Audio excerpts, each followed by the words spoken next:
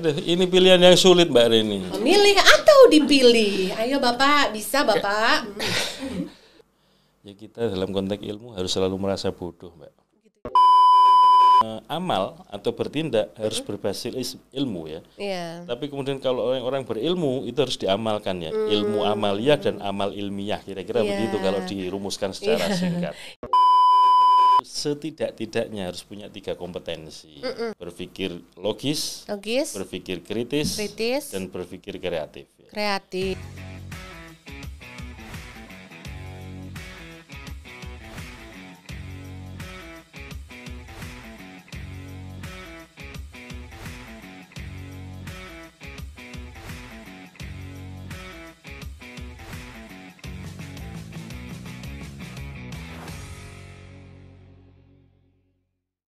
Halo teman pemilih, apa kabar? Senang sekali bisa ketemu dengan teman pemilih kembali di podcast KPU RI. Dan spesial sekali karena untuk episode kali ini kita kedatangan salah satu tamu istimewa juga. Siapa lagi kalau bukan Bapak Hasyim Asyari.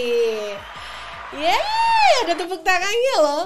Ya, baik teman pemilih, setelah kita sekitar 1 mingguan menunggu untuk hadirnya hari ini, episode berikutnya ini bisa tayang di hadapan teman pemilih semua. Perlu untuk kita tetap mendisklaimer ya Bapak bahwa kita sebelum proses syuting ini sudah melakukan tes swab antigen dan hasilnya dinyatakan negatif. Alhamdulillah, jadi kita selama proses syuting bisa buka masker ya Bapak ya. Untuk diketahui teman pemilih, semua kru yang bertugas di sini di balik kamera semuanya tetap mengandalkan protokol kesehatan dan juga semuanya tetap menggunakan masker, serta sebelum kita gunakan ruangan ini sudah dilakukan desinfektisasi. Insya Allah aman Bapak. Bapak apa kabar? Alhamdulillah Mbak Reni. Alhamdulillah sehat. Alhamdulillah sehat. Harus sehat terus kita. Harus sehat terus. Iya, Bapak ini pertama kali Bapak masuk ke ruangan ini. Tadi pertama kali masuk rasanya gimana Pak? Nyaman. Nyaman ya? Kayak studio di TV-TV profesional. Masa? Iya. Oh, seneng sekali. Jadi vibes-nya udah kerasa kayak studio beneran ya Pak ya? Tapi ini katanya dinginnya kurang Pak. Ya nanti ditambah. Nggak, nanti kedinginan. Soalnya teman pemilih kalau teman-teman atau tamu masuk ke sini biasanya katanya bilangnya aduh dingin banget gitu. Padahal katanya kalau di studio beneran lebih dingin lagi Pak. Katanya dari ini yang Bapak lebih sering ya ke televisi ya. Nah teman pemilih spesial banget hari ini kita akan ngobrol barengan sama Bapak Hasyim Asyari. Beliau anggota Komisi Pemilihan Umum Republik Indonesia, divisinya Bapak? Saya divisi hukum dan pengawasan Mbak Reni. Hukum dan pengawasan, tapi kali ini Bapak akan ngobrol in general sebagai seorang pimpinan di Komisi Pemilihan Umum Republik Indonesia. Biar teman pemilih juga tahu apa sih sebenarnya yang menjadi buah pikir, terus biar bisa kenal lebih dekat dengan Pak Hasyim. Bapak, di dalam waktu Bapak sekarang ini, saat ini Bapak duduk di sini, Bapak masih ingat nggak cita-cita Bapak pas kecil dulu? Kira-kira masih kalau anak kecil ditanya itu kan pasti ya. Gampang cara jawabnya. berpikirnya itu biasanya gini, menjadi dokter. Iya. Kenapa dokter? Biasanya karena apa? Menolong orang, membantu orang kalau ada orang sakit, lalu diperiksa, dicari formula yang tepat untuk bisa sembuh. Kira-kira kan begitu. Jadi intinya membawa manfaat bagi orang banyak. Bapak dulu juga gitu? Sama dokter aja lah, sama-sama anak kecil dulu gitu ya. Cara berpikirnya itu. Insinyur ya kan Pak, nggak jauh-jauh dari itu, atau stand still Bapak tetap memang hanya dokter aja ya Pak sampai mulai memilih gitu ketika SMA gitu? Dan kebetulan gini Mbak Reni, saya dulu SMA itu zaman saya ya, saya SMA itu kan tahun 88 sampai 91. Waktu itu sudah nggak ada lagi jurusan yang namanya IPA, IPS ya. Adanya itu A1, A2, A3, A4, A5. A1 fisika, A2 biologi, A3 itu sosial ya. A4 itu kalau nggak salah bahasa, A5 itu agama. Nah kebetulan saya itu penjurusannya itu di kelas 2. Ya ada tesnya, ada semacam assessment ya Pak. Assessmentnya supaya ini cocoknya apa gitu. Nah saya kebetulan waktu itu milih A1 fisika. Gitu. Jadi selama SMA itu kelas 2 dan kelas 3 saya ngambil jurusan fisika. Fisika Pak. Jadi hari-hari itu ketemunya kan angka ya, matematika, fisika gitu kan. Tapi setelah itu kuliah fakultas hukum itu ketemu angka kalau ketemu pasal doang. Oh iya. Tapi saya bersyukurnya begini, belajar matematika, belajar fisika itu banyak menggunakan logika ya. Gitu, Pak. Dan kemudian kalau kita baca nama-nama besar para filosof kita ya, orang yang dianggap ahli filsafat, kecenderungannya itu keahliannya basisnya adalah matematika atau fisikawan. Sehingga salah satu keuntungan yang saya peroleh ya, dari sekolah fisika, kemudian kuliah S1 ngambil hukum itu kekuatan dalam logika untuk analisis itu saya mengambil hikmahnya di situ. Oh gitu. Walaupun pada waktu lulus SMA itu saya ngambil pilihan pertama itu kedokteran UGM. Oh, jadi tetap cita-cita masa kecil ya, Pak ya? Iyalah. Satu kedokteran UGM, kemudian pilihan keduanya itu kehutanan UGM, kemudian yang ketiga pilihan hukum unsur ya. Hukum unsur. Tapi selain itu, karena untuk jaga-jaga ya, waktu itu juga saya mendaftar di IAIN Sunan Kalijaga Yogyakarta. Saya mendaftar di Fakultas Usuluddin, jurusan Akidah Filsafat, dan alhamdulillah diterima. Ya, karena biasanya yang cadangan memang diterima duluan ya, Pak? Satu lagi ya, ujiannya awal ya. Iya, betul. Yang kedua, saya mendaftar di Fakultas Hukum UII, Universitas Islam Indonesia Yogyakarta. Saya juga alhamdulillah diterima, bahkan sudah daftar ulang ya. Oh iya. Karena diantaranya kenapa pilihannya misalkan ya hukum UII, karena sebetulnya kalau kita lihat di antara kampus-kampus hukum yang paling tua itu hukum UII. Malah ya, Pak? Ya, kalau dibandingkan misalkan hukum UGM itu lebih tua hukum UII. Gitu, Pak. Iya. Jadi ibaratnya disitulah diantaranya kampus hukum yang tertua di waktu Indonesia. Itu pertimbangannya itu ya. Nah, selain itu pilihan Jogja karena ya sudah dikenal sebagai kota pelajar. Iya. Ibaratnya kita mau main kemana aja, toleh kanan kiri ya teman-temannya pelajar, mahasiswa, cari perpustakaan gampang. Tapi karena diterima di Fakultas Hukum Unsur ya, saya terima itu, saya masuk ke sana. Tahun kedua juga nyoba lagi, Mbak Reni. Oh, masih bertekad kedokteran itu ya, Pak? Wow, baru tahu loh. Ini soalnya ada amanah dari orang tua ya. Oh gitu, Pak. Pokoknya sampai titik darah penghabisan 3 kali kesempatan ikut itu terus. Kemudian yang tahun kedua itu seingat saya pilihan pertama itu kedokteran UGM. Yang kedua dan ketiga mana saya kok agak lupa. Lupa. Nah, tahun ketiga masih nyoba lagi. Nah, di antara pilihannya itu tetap ada kedokteran UGM. Bapak, punten sebentar. Itu tadi mencoba yang kedua kalinya, pilihan kedua dan ketiga enggak Bapak ambil juga ketika pilihan satu enggak lolos ya? Tahun kedua nggak diterima apa-apa. Baru kemudian tahun ketiga nyoba lagi, ada kedokteran, saya lupa pilihannya ya. Nah, di antara yang pilihan ketiga itu antropologi UI. Saya diterima di antropologi UI. Cuman waktu itu kan sudah masuk semester 5 ya. Kalau dipikir-pikir bahasa Jawanya itu eman-eman atau sayang. Gitu. Udah semester 5, nilai saya juga di atas 3,5 terus gitu kan. Sayang kalau ditinggal ya, Pak, yang di unsutnya. Oh, jadi itulah 3 kali percobaan. Ya pokoknya sudah berjuang ya, Pak, waktu itu. Paling enggak di situ ada ini, Mbak. Amanah orang tua sudah saya penuhi untuk ikut tes sampai 3 kali berturut-turut. Sampai 3 kali. Itu udah usaha terbaik ya, Pak ya.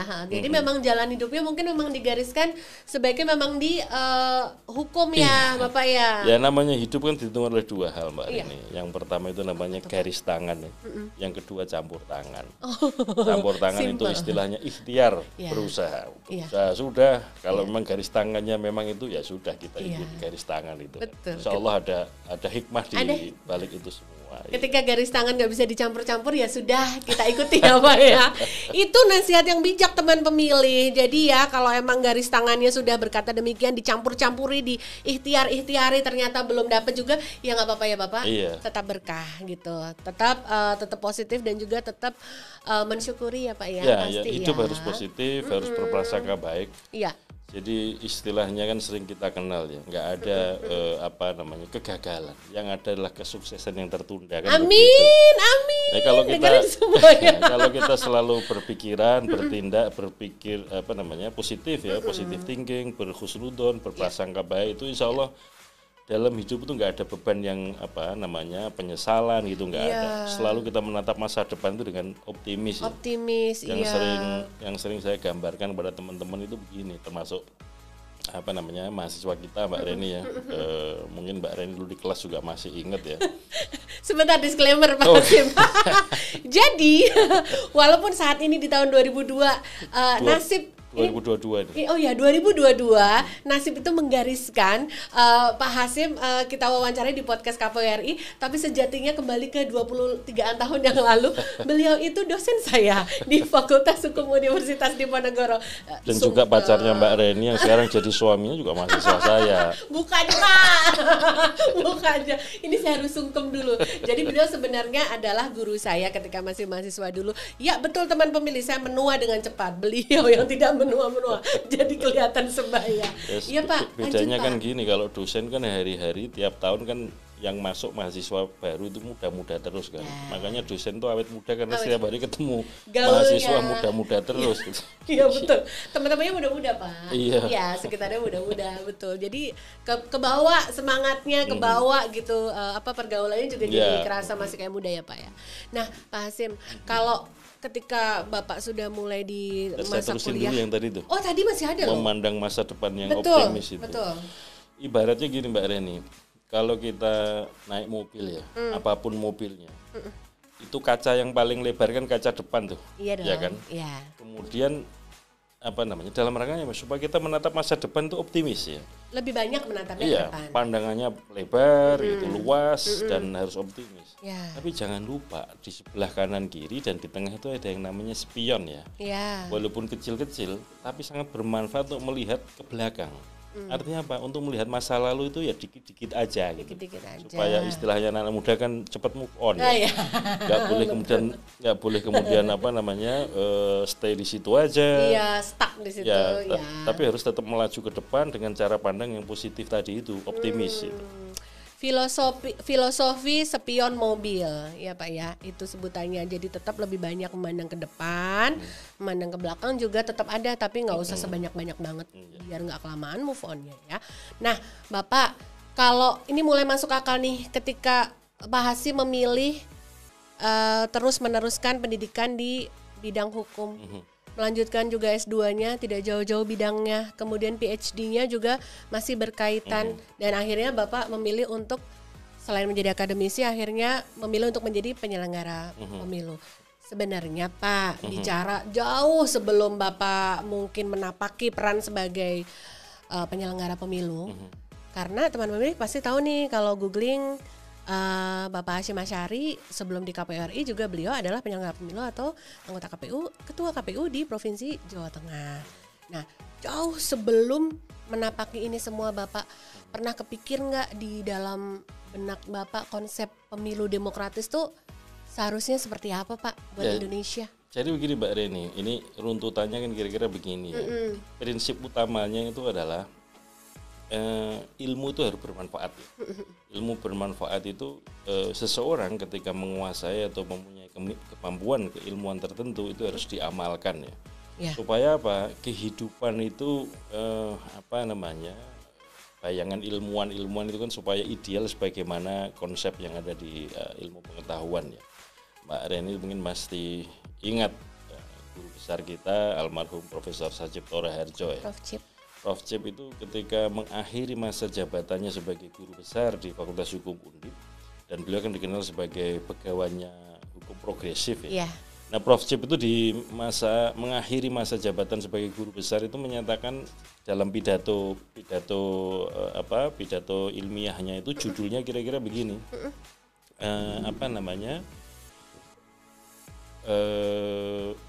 Teaching order, finding disorder. Mengajarkan keteraturan, menemukan ketidakteraturan. Jadi kayak saya Mbak Reni atau teman-teman sejawat yang dosen fakultas hukum misalkan, hari-hari kan mengajarkan ketertiban ya, order, norma gitu.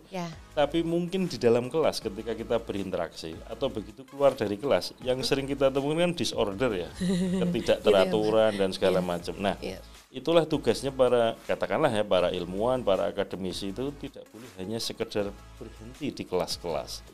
Harus turun, istilahnya itu turun dari pertapaan, turun dari pegunungan, kemudian supaya memberikan pencerahan berdasarkan ilmunya tadi ke masyarakat yang luas. Cara berpikir filosofinya kira-kira begitu. Maka kemudian kalau diruntut ya, saya dulu belajar hukum tata negara di S1. Spesialisasi saya hukum dan politik ya.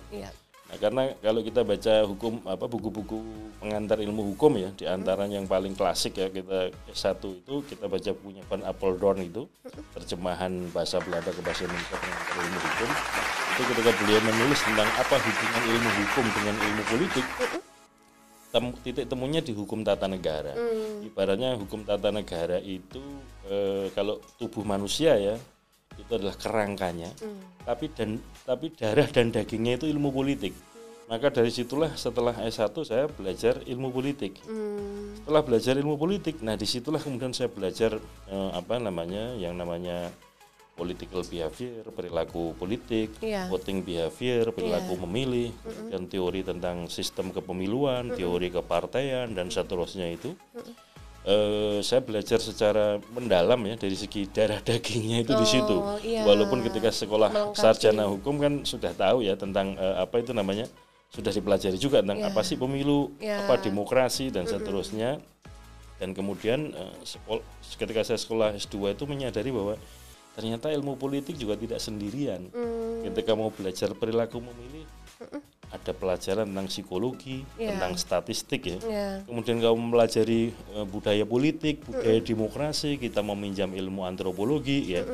Kalau mau membaca tentang partisipasi masyarakat, mobilisasi sosial, perubahan sosial, kita belajar sosiologi. Jadi ketika belajar ilmu politik juga tidak bisa mandiri, ada ilmu-ilmu lain yang kemudian memberikan dukungan. Maka kemudian saya mengambil sekolah doktor saya sosiologi politik. Dan kalau dilihat track ya Mbak, maksud saya track kajian saya secara akademik ya, sarjana hukum saya menulis tentang pers ya, terutama topik pemberitaan pers. Ini juga karena situasinya salah satu pilar ya demokrasi kita ini pers, dan kebebasan pers harus dapat jaminan konstitusional ya. Dan betul. Perlu diketahui Mbak Reni, kenapa tadi sebelum kita masuk diskusi kita ini saya ngomentari ya, sebaiknya ada kamera di sini, ada gini saya pernah jadi pemret Mbak. Oh iya Mbak. Saya pernah jadi pemimpin redaksi mahasiswa waktu di majalah mahasiswa Pro Justisia di Fakultas Hukum Unsud. Saya menjadi pernah jadi jurnalis, lalu redaktur pelaksana, wapemret sampai pemret ya. Makanya familiar. Ya. Dan sepanjang di kampus juga sering menjadi redaktur jurnal akademik di kampus ya, baik di kampus Undip maupun di beberapa tempat lain, istilahnya redaktur mitra bestari. Kemudian S2 saya menulis tentang demokrasi and civil society ya. Demokrasi dan civil society yang saya studi LBH, Lembaga Bantuan Hukum. Kemudian disertasi saya tentang konsolidasi demokrasi. Studi saya tentang perubahan konstitusi dan pemilu 2004. Karena mengapa? Sudah spesifik loh itu Bapak makanya, ya. Jadi kalau diruntuh tuh kira-kira ya, studi saya mulai S1, S2, S3 itu topik besarnya adalah studi tentang demokrasi ya. Di dalamnya perniknya itu. Nah, kemudian ketika disertasi itu studi saya terutama tentang perubahan konstitusi. Setidak-tidaknya ini juga dipelajari di ilmu hukum tata negara ya. Kemudian tentang pemilu 2004, mengapa pilihannya itu topik saya. Karena kalau kita buka lagi Mbak Rini, konstitusi kita sebelum perubahan konstitusi ya, atau sebelum amandemen, itu tidak ada konsep tentang pemilu. Tidak ada konsep tentang partai politik. Baru dikenal konsep pemilu, konsep partai politik itu setelah amandemen konstitusi. Dan praktek pemilu konstitusional pertama ya, maksudnya konstitusional artinya yang ada landas hukum konstitusinya itu pemilu 2004. Dan disitulah dipraktekkan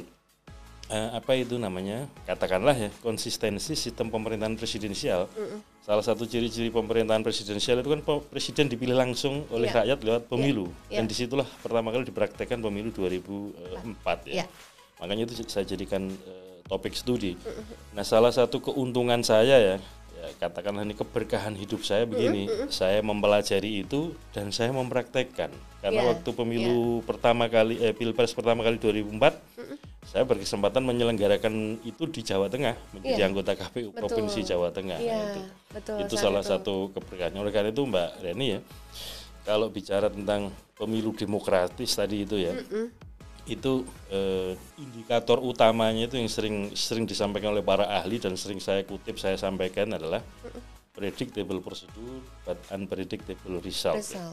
Jadi harus ada aturan yang berkepastian hukum, prosedur yang pasti, kemudian untuk hasilnya nggak bisa diprediksi. Kalau sebuah pemilu hasilnya sudah bisa diprediksi itu bukan sebagai lembaga survei ya, tapi sudah bisa ditentukan bahwa sebelum pemilu partai A pasti sekian, partai B sekian. Nah itu tanda-tanda tidak demokrasinya kelihatan. Oh, gitu. Bahkan kalau kemudian aturannya nggak jelas, hasilnya sudah bisa diketahui sejak awal, itu malah kecenderungannya pemilu di negara-negara yang otoriter ya. Gitu. Kita ini bergerak dari waktu ke waktu. Turning point-nya itu kan ketika ada pemilu 99.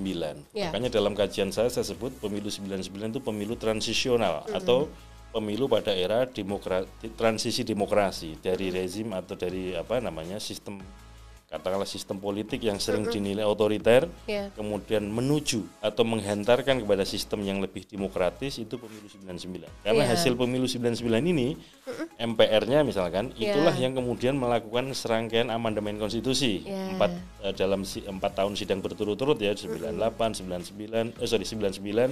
2000, 2001, 2002. Itu kemudian 4 kali sidang itulah menghasilkan amandemen konstitusi, dan kemudian dipraktekkan pilpresnya pertama kali pemilu 2004. Makanya saya mengkategorikan pemilu 2004 itu masuk kategori pemilu dalam konteks konsolidasi demokrasi di Indonesia. Maka apa saya sebut konsolidasi? Karena landas hukum, payung hukumnya berupa konstitusi yang menjadi dasar konstitusional ada pemilu, itu adalah hasil amandemen konstitusi ini. Disitulah dimulainya pemilu dalam konteks konsolidasi demokrasi pemilu 2004. Di 2004 ya Pak. Jadi ini secara pribadi ya, bayangan saya begini, saya sangat bersyukur ketika katakanlah ya dalam batas-batas tertentu, mungkin sangat minimalis, saya punya pengetahuan, bisa saya kontribusikan secara positif dalam konteks besar itu konsolidasi demokrasi di Indonesia. Dalam konteks praktis itu saya sumbangsihkan untuk menjadi bagian dari penyelenggara pemilu di Indonesia. Karena perlu kita ingat Mbak Rin, dan perlu kita ketahui teman-teman pemilih bahwa penyelenggara pemilu yang profesional, mandiri dan berintegritas itu menjadi faktor penting dalam terbentuknya atau terciptanya pemilu yang demokratis dan berintegritas ya. Oleh karena itu kalau kita baca undang-undang dulu ada undang penyelenggara pemilu, sekarang ada undang-undang pemilu yang intinya mengatur tentang lembaga penyelenggara pemilu, itu salah satu karakternya kan berpikir secara profesional ya. Nah profesional itu basisnya adalah kompetensi. Nah kompetensi itu indikatornya 2. Yang pertama adalah pengetahuan, yang kedua adalah pengalaman. Sehingga pengetahuan dasar bagi para penyelenggara pemilu untuk menjadi penyelenggara pemilu itu menjadi sesuatu yang penting supaya nanti kerja-kerjanya kelihatan profesional ya. Nah ini harus kita tunjukkan. Makanya seperti di KPU Mbak Reni, saya kira dari waktu ke waktu mulai ada perkembangan yang luar biasa ya. Dulu di era KPU penyelenggara pemilu 2004 ya, sudah mulai dirintis, disiapkan modul-modul untuk pelatihan ya, untuk penyelenggara pemilu baik anggota maupun teman-teman di sekretariat. Ya. Kemudian baru bisa diwujudkan secara konkret ya, misalkan pada KPU era 2014 mulai ada kerjasama KPU dengan 10 kampus, sekarang sudah berkembang jadi 12 kampus, konsorsium S2 Tata Kelola Pemilu. Dengan beasiswa ya. Untuk teman-teman sekretariat KPU dalam rangka peningkatan kapasitas tadi itu, peningkatan kompetensi supaya kerja-kerjanya itu bisa dikatakan profesional. Semakin profesional. Termasuk bagi anggota KPU di pusat, provinsi, kabupaten, kota juga kalau ada training, ada bintek, ada kalau di PNS kan ada prajabatan ya. Nah, teman-teman KPU yang baru setelah dilantik kan ada orientasi tugas. Sekian waktu, kemudian difasilitasi oleh para fasilitator yang profesional, yang punya pengalaman, punya pengetahuan. Jadi intinya itu amal atau bertindak harus berbasis ilmu ya. Iya. Tapi kemudian kalau orang-orang berilmu itu harus diamalkan ya. Ilmu amaliyah dan amal ilmiah kira-kira begitu kalau dirumuskan secara singkat. Iya betul. Itu sebenarnya bisa nggak kita gambarkan idealnya yang tadi Pak Hasyim sebutkan predictable process and unpredictable result. Itu adalah konsep pemilu demokratis yang setelah Bapak menjadi penyelenggara pemilu atau jauh sebelumnya Mbak, Bapak itu kan sudah? secara konseptual kan dirumuskan oleh para ahli ya. Kalau dari Bapak sendiri, ketika bahkan sebelum menjadi penyelenggara pemilu Pak, konsepnya bagaimana dalam ya, ya saya ini bukan apa-apa lah, saya ini kan pembelajar ya. Jadi apapun konsep para ahli itulah yang saya pelajari, yang kemudian saya adopsi, saya ambil hikmahnya yang kemudian harus kita praktekkan. Jadi istilah pemilu demokratis itu kategorinya predictable procedure but unpredictable result itu bukan dari saya, itu saya belajar dari para ahli yang kemudian standar itulah yang kita jadikan pegangan. Makanya saya katakan menjadi penyelenggara pemilu itu ya harus berilmu, artinya harus mau belajar gitu ya. Dan kemudian apa yang kita pelajari, ilmu yang kita miliki itu menjadi dasar untuk tindakan kita, untuk amal kita, amal dalam arti tindakan ya untuk penyelenggaraan pemilu. Jadi itu.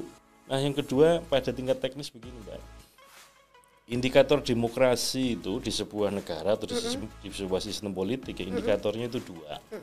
Yang pertama adalah partisipasi, yang kedua adalah kontestasi. Nah ini perpaduannya dua itu, bisa partisipasinya maksimal, kemudian kontestasinya maksimal. Nah ini yang sering disebut poliarki ya, karena apa? Pesertanya banyak, kompetisinya berarti kan tinggi ya. Kemudian yang hadir atau berpartisipasi juga tinggi. Tapi ada kalanya partisipasi rendah, pesertanya minimalis. Misalkan di beberapa pilkada-pilkada kita yang lalu ya, di beberapa daerah ada kecenderungan kan dari waktu ke waktu, dari pilkada 15, 17, 18 sampai dengan 2020 ada kecenderungan di beberapa daerah kan calon tunggal. Makanya jadi pertanyaan, kalau calonnya cuma satu masuk kategori pemilu demokratis nggak? Padahal salah satu kategori pemilu demokratis atau kategori demokrasi itu adalah kompetitif ya, kompetisinya tinggi. Nah kalau calon cuma satu mau kompetisi sama siapa? Nah ini yang jadi tantangan perkembangan demokrasi kita itu. Betul. Sisi lain tadi saya katakan ada partisipasi. Apa bedanya partisipasi dengan mobilisasi? Kalau partisipasi itu ada kehendak sadar ya dari pemilih dari diri sendiri untuk terlibat. Terlibat misalkan macam-macam ya, bisa mulai dari terlibat sebagai penyelenggara pemilu, terlibat menjadi pemilih, terlibat menjadi calon, menjadi pengurus partai. Kemudian dalam konteks besar ya, kalau kebijakan publik itu bisa ikut dalam agenda setting merumuskan kebijakan, bisa terlibat dalam penyusunan atau memformulasikan kebijakan ya. Kemudian bisa ikut dalam mengawasi kebijakan, mengevaluasi. Ini kan tergantung dari kira-kira kemampuan kita, ruang lingkup atau kemampuan kita itu apa. Nah, ini yang saya katakan partisipasi itu karena apa? Ada kesadaran untuk melibatkan diri gitu. Tapi kalau mobilisasi kan tidak begitu. Mobilisasi itu kalau bahasa Jawa itu anut grubyuk ya. Ada orang ke kanan ikut ke kanan, ada orang ke kiri ikut ke kiri. Nah, mobilisasi ini macam-macam faktornya. Yang paling soft ya, misalkan dibujuk rayu gitu. Ada yang ngajaknya Pak. Kemudian yang kedua ada amplop misalkan. Atau yang ketiga itu yang paling kasar itu pakai ancaman atau pakai kekerasan. Nah ini yang saya kira salah satu tugas besar kita, bukan hanya KPU ya, untuk partisipasi itu ada partai politik, ada organisasi kemasyarakatan, ada media massa, ada civil society, ada NGO, LSM ya, dan termasuk penyelenggara pemilu.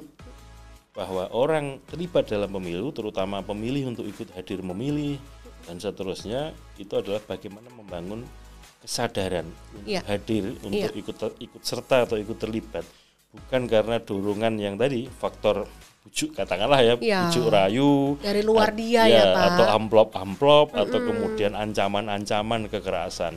Yang saya kira kalau kita lihat ya dari waktu-waktu sangat dan harus kita syukuri Mbak Reni ya dan teman pemilih. Jadi begini, Indonesia ini beragam suku. Ya. Menurut para antropolog itu kan lebih dari 700 suku bangsa kita. Ya.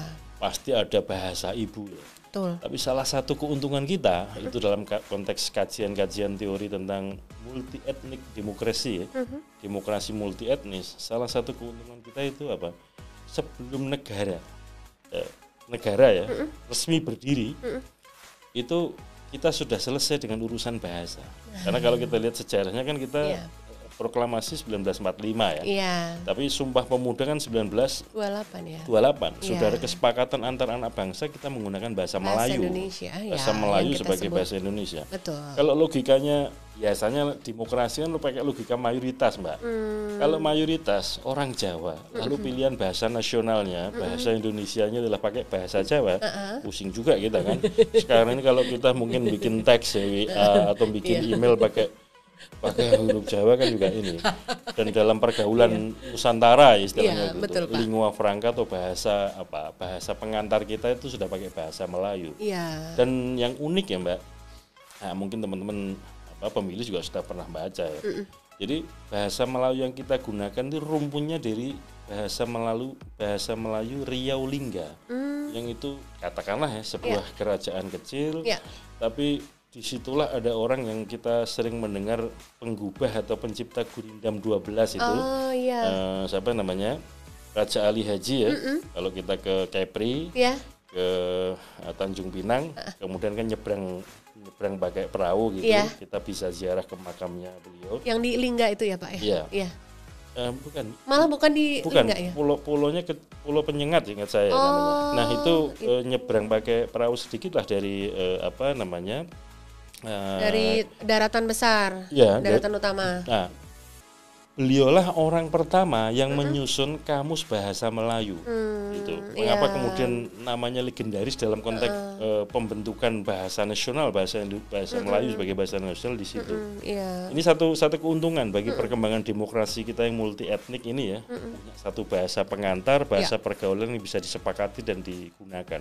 Makanya kemudian kalau kita bandingkan dengan negara-negara lain yang multi etnis atau sering dikenal ikatan etnopolitiknya masih tinggi. Etnopolitik itu berkelayut kelendahannya antara kekuatan politik dengan etnis tertentu. Oh, kalau partai ini cenderung identifikasinya suku ini, etnis ini, sehingga kemenangan dan kekalahan partai itu identik dengan kemenangan dan kekalahan suku tertentu, etnis tertentu. Di Indonesia kan berdekatan udah nyaris nggak ada. Itu harus kita syukuri ya. Betul, Pak. Selain itu, Mbak Reni ya, begini, Indonesia ini dari konteks demokrasi elektoral sekarang ini kan peringkat ketiga ya, yang mempraktekkan demokrasi elektoral setelah India dan Amerika Serikat ya. Mungkin dari segi dedengkot atau mbah buyutnya demokrasi itu di Amerika Serikat ya. Tapi kalau dilihat dari segi jumlah pemilihnya India ya.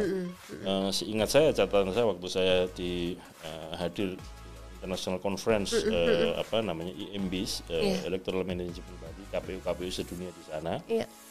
KPU diminta presentasi tentang best practices yang dilakukan oleh KPU. Itu tidak-tidaknya di India itu pemilihnya sekitar 800 juta, Mbak.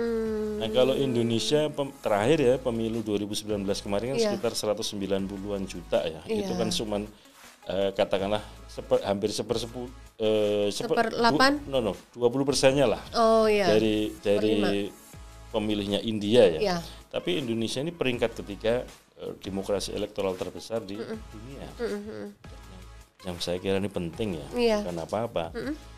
Kebetulan di Indonesia ini kan warga muslimnya banyak, tinggi jumlahnya. Seringkali di negara-negara yang berbasis muslim itu tidak comparable dengan demokrasi. Nah, makanya kemudian banyak ahli-ahli demokrasi di dunia itu mencatatkan bahwa ada yang unik di Indonesia. Indonesia ini warganya banyak muslim tapi mempraktekkan demokrasi. Maka kemudian Indonesia ini peringkat pertama negara-negara berbasis warga muslim yang mempraktekkan demokrasi. Sehingga kemudian banyak orang meneropong Indonesia bukan hanya meneropong ya, dalam arti mengkaji, tapi juga banyak belajar ke Indonesia. Gimana ceritanya ini? Yang katanya Islam, nilai-nilai Islam dengan nilai demokrasi nggak kompatibel, kok ini di Indonesia dipraktekkan dengan santai, tanpa ada beban. Orang-orangnya ya, katakanlah ya, mempraktekkan demokrasi ya biasa-biasa aja, tidak conflicting sebagaimana di negara-negara Timur Tengah misalkan. Betul, Pak, betul. Makanya hal-hal seperti ini saya kira positif buat kita dan juga buat kita bangsa Indonesia sebagai warga dunia gitu. Jadi betul. Patut kita syukuri dan kita ini jadi percontohan untuk hal-hal yang positif kayak gitu. Betul, Alhamdulillah. Ya misalkan ya di negara-negara Timur Tengah yang sesama Muslim kadang-kadang kan lagi sholat Jumat masjidnya dibom. Alhamdulillah di Indonesia nggak ada.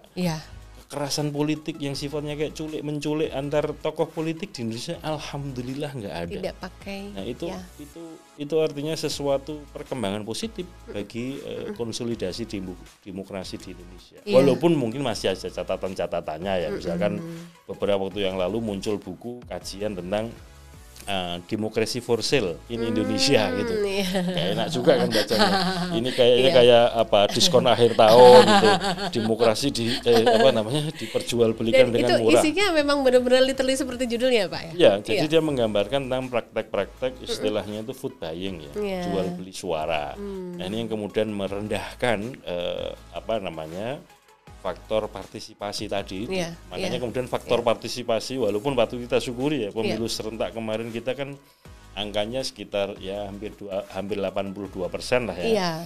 Pemilu ya Pak? Ya pemilu 2019. Pilkada kita 76% dalam situasi pandemi ya. Betul Pak. Nah, tetapi di dalamnya itu banyak mengkaji yang tadi itu sampai pada kesimpulan demokrasi for sale in Indonesia. Nah, ini kan jadi catatan ya bahwa kemudian mau tidak mau kita semua nih karena pemilu itu kan demokrasi itu kerja kolaborasi. Betul, bersama. Yang kita bersama-sama untuk menghilangkan efek-efek atau faktor-faktor negatif tadi seperti istilahnya food buying, jual beli suara. Betul. Yang kemudian menggerogoti partisipasi masyarakat. Hanya yang bisa dibacakan ini bukan partisipasi tapi ini mobilisasi. Yang tadi mobilisasi. Itu salah satu tantangan demokrasi kita ke depan itu.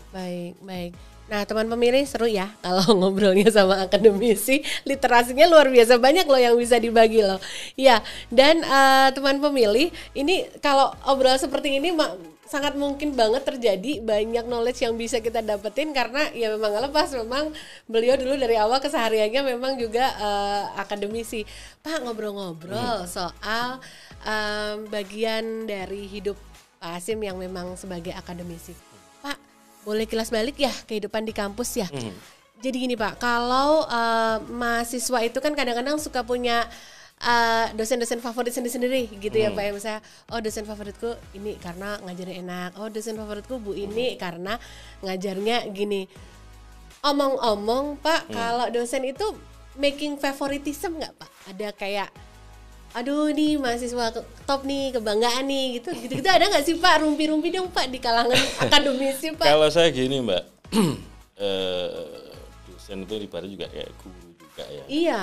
Jadi kalau saya itu tujuan utamanya adalah kalau saya mengajar di kelas ya, itu tujuan utamanya adalah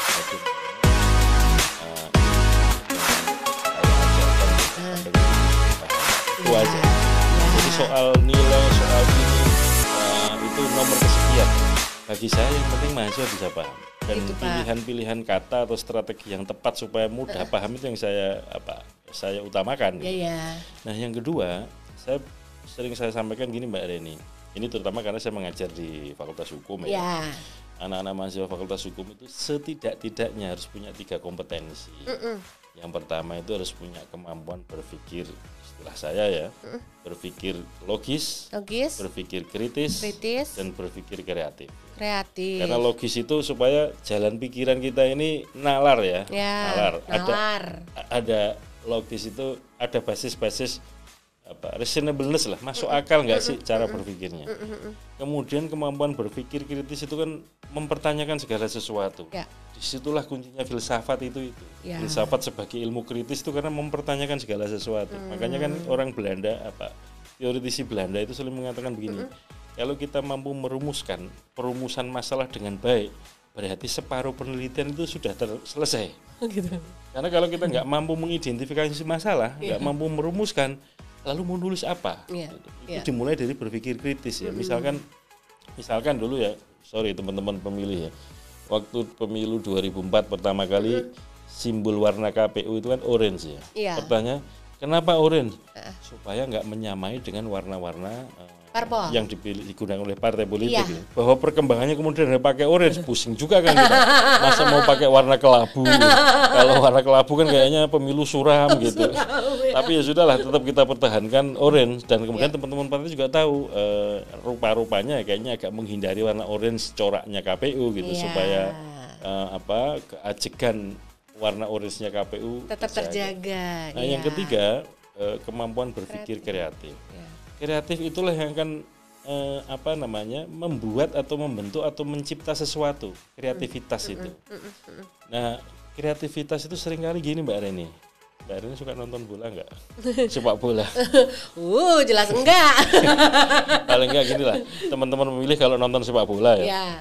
Yang namanya pemain handal itu enggak pernah giring bola sendirian sampai gawang. Mesti banyak yang menghadang. Tapi dia masih bisa berkelit membawa bola sampai mengegolkan atau setidaknya assist atau mengumpan ya. Mengumpan ya. Biasanya pemain handal itu dikenal begitu. Misalkan yang saya amati misalnya Zinedine Zidane. Kalau membawa bola kan kayak gitu ya. Ada Maradona sebelumnya.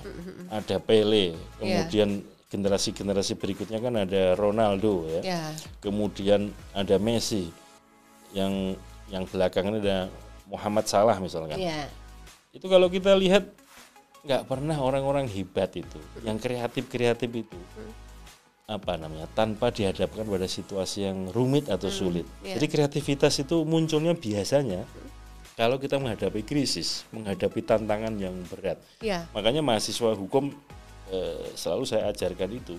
Yang pertama harus punya kemampuan berpikir logis, kritis dan kreatif. Nah yang kedua harus punya kemampuan untuk Mbak, pidato di depan publik itu. Public speaking. Karena apa? Sarjana hukum nggak bisa ngomong, nggak laku. Ya kan? Apalagi jadi pengacara, jadi hakim yang harus ngomong gitu kan. Betul, Pak. Yang namanya ngomong itu kan harus nalar juga kan. Makanya harus dibangun kerangka berpikir yang logis, kritis, kreatif itu dulu. Maka kemudian itulah yang dipraktekkan dalam kemampuan verbal ngomong. Dan itu harus dilatih, Mbak. Nah, biasanya kecenderungannya mahasiswa yang dulu dari pesantren itu lebih jago-jago. Karena gitu, anak-anak di pesantren itu biasanya seminggu sekali pasti ada yang namanya hitobah ya. Hitobah itu pidato. Di pidato ada yang pakai bahasa Arab, bahasa Inggris, bahasa Indonesia, bahkan bahasa Jawa di depan atau bahasa lokalnya ya, di depan santri-santri yang lain. Jadi mereka udah terbiasa dilatih itu. Nanti setiap Jumat juga gantian teman yang lain. Jadi khotib ya, khotib Jumatan maksud saya. Nanti juga di forum-forum juga begitu. Terlatih. Nah, public speaking itu kan skill ya. Skill itu harus dilatih. Bukan sekedar kognitif ya. Kalau kognitif itu mungkin baca bisa, tapi kalau keterampilan itu harus dilatih. Makanya kalau kita pernah dengar almarhum Bob Sadino ya, Bob Sadino itu pernah nulis buku simple ya, judulnya itu Roda Bob Sadino. Beliau menggambarkan lingkaran begini nih, ditarik garis vertikal dan dari garis horizontal, diagram gitu ya. Kemudian di sebelah kiri atas itu pintar, sebelah kanan atas terampil. Nah di bawah ada panah ke atas, yang sebelah kiri itu kalau mau pintar maka di situ belajar. Nah, belajar panahnya ke atas maka pintar. Nah yang kolom kanan yang terampil bawahnya apa? Berlatih. Maka kalau pengen terampil harus berlatih. Public speaking itu juga harus berlatih. Kemudian yang ketiga adalah kemampuan untuk menulis, Mbak. Soalnya apa? Nanti profesi-profesi hukum itu ya, jadi hakim nulis putusan, jadi jaksa nulis tuntutan, dakwaan ya kan. Jadi polisi membuat laporan polisi. Jadi pengacara membuat apa? Pembelaan ya, jawaban pembelaan dan seterusnya. Kemudian kalau jadi notaris ya bikin dokumen-dokumen hukum iya, betul. Teman-teman yang bekerja di sektor public sektor ya, maksud saya di pemerintahan ya, ada legal drafter misalkan di kementerian, di kantor presiden, di kantor KPU, kemudian di kantor DPR yang memang tugasnya regling, membuat regulation. Kemampuan menulis itu penting. Yang saya selalu saya sampaikan kepada mahasiswa. Makanya ada satu lagi sebetulnya, brief. Keberanian. Sarjana hukum nggak berani, Mbak, nggak laku, Mbak. Makanya kalau bahasa Jawa itu latihan kendel ya. Latihan kendel. Jadi saya sering bilang gini, Mas, kalian kalau pengen latihan berani, sekali-sekali lah naik motor ngelanggar lampu merah. Tapi lampu merah yang dijaga polisi. Supaya apa? Nanti dikejar polisi. Terus biasanya polisi itu kan gini. Selamat pagi, Pak. Mohon identitas SIM, STNK gitu. Sebelum Pak polisinya nanya, tanya dulu. Begitu selamat pagi, Pak. Bapak dinas di satuan apa? NRP-nya berapa? Itu pasti polisinya mikir, anaknya komandan saya ini. Kalau dia berani begitu, iya. Harus latihan, Mbak. Berani itu harus latihan. Kalau nggak ada latihannya, ya ini skill ya. Bahwa nanti udah saudara ikut ke pos misalnya, ya udah ikutan aja ke pos. Nanti bantah-bantahan di situ nggak apa-apa. Bahwa kemudian harus ditilang ya tilang. Disitulah latihan keberanian. Berat ya Pak, latihan keberaniannya. Emang harus berani. Kalau sarjana hukum nggak berani, jadi pengacara, baru digebrak mejanya sama penyidik. Dia nggak bisa apa-apa. Padahal biasanya orang butuh kuasa hukum atau butuh lawyer, butuh advokat itu kan untuk menenangkan hati kan. Kalau yang terkejut itu advokatnya dulu kan, kliennya jadi mikir, ngapain pakai advokat yang kayak ginian kan gitu.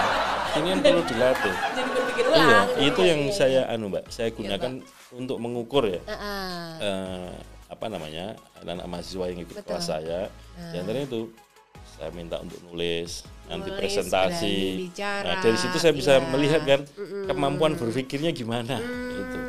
Setidaknya itu. Makanya kemudian di kampus-kampus hukum belakangan itu kan kemudian ada lomba legal drafting, ada lomba debat hukum ya, moot court, peradilan semu. Itu dalam rangka apa? Melatih. Karena ilmu itu kan nggak bisa kemudian hanya aspek kognitif atau pengetahuan saja, tetapi juga harus ada aspek psikomotoriknya tadi, terampil itu.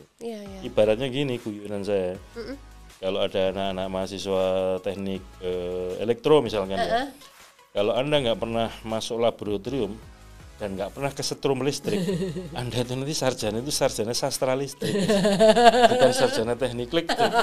Nah sama dengan kepemiluan. Makanya dalam kepemiluan ada yang namanya electoral engineering, perekayasaan atau teknik kepemiluan. Karena apa? Ini nggak sekedar kognitif, harus dipraktekkan. Ada desain surat suara, desain formulir, desain TPS. Dan seterusnya itu butuh teknikalitas, termasuk kayak merencanakan tahapan, durasinya berapa lama dan seterusnya. Kemudian mengantisipasi dengan strategi mitigasi gitu ya dalam konteks risk management election misalkan. Itu. Makanya saya mendorong teman-teman sebagai contoh ya, kayak teman-teman di KPU Sulawesi Tengah. Itu kan ini ibaratnya blessing in disguise ya. Kita kena musibah, ada gempa bumi, ada tsunami, ada likuifasi tanah bergerak ya. Di Sulteng, di Sulawesi Tengah menjelang pemilu 2019. Itu kan kemudian banyak istilahnya displacement people ya. Warga yang kemudian berpindah dari areanya. Ini mau nggak mau kemudian teman-teman harus regrouping, harus menata ulang TPS, harus mengidentifikasi pemilih kemana-mana. Saya bilang, tolong pengalaman-pengalaman kayak gini ini ditulis supaya apa? Itu nanti setidaknya cerita deskriptif pengalaman nanti bisa diambil hikmahnya, diangkat lebih tinggi sedikit jadi teori gitu ya tentang strategi mitigasi kebencanaan dalam kepemiluan based on practices pengalamannya, experiences dari teman-teman KPU Sulawesi Tengah gitu. Betul. Supaya apa? Ya tadi yang namanya kompetensi kan berbasis pengetahuan, berbasis pengalaman. Kira-kira gitu Mbak Reni. Jadi ternyata teman pemilih segitu loh untuk bisa jadi favoritnya dosen Fakultas Hukum itu kayak begitu. Mudah-mudahan teman pemilih mampu ya memenuhi kriteria itu ya. Dan gini Mbak Reni. Iya Pak. saya nggak pernah Pak ngasih nilai C, D atau E kalau nggak kebangetan. Gitu ya Pak? Nilai standar saya terbawah itu B, B. A atau B. Baru C atau D atau E itu kalau kebangetan. Biasanya E itu kalau Mbak, Nggak pernah plagiat. masuk. Oh, plagiat. Plagiat. Oh. Kalau urusan masuk tidak masuk itu saya begini, yang butuh kuliah kan Anda, bukan saya. Terserah. Jadi Anda mau masuk atau enggak itu urusan Anda. Tugas saya adalah kalau Anda masuk, ya saya mencoba memberikan pemahaman. Iya. Dan saya kira penting juga ini ya, Mbah Kiai Maimun Zubair ya pernah menasihatkan kepada kita semua itu begini. Para guru itu jangan resah, jangan gelisah kalau muridnya itu katakanlah bodoh gitu. Iya. Karena di antara tugas guru itu hanya mengajarkan, tapi juga mendoakan supaya murid-muridnya itu mudah memahami, ilmunya bermanfaat. Makanya kalau saya mau masuk kelas atau keluar kelas itu di antaranya ya, dan selain di kelas ya, di antara doa-doa yang saya panjatkan ya supaya mahasiswa-mahasiswa saya, murid-murid saya itu pinter-pinter, ilmunya manfaat. Doa guru itu penting, Mbak. Iya. Karena kayak doa orang tua itu, Pak. Iya.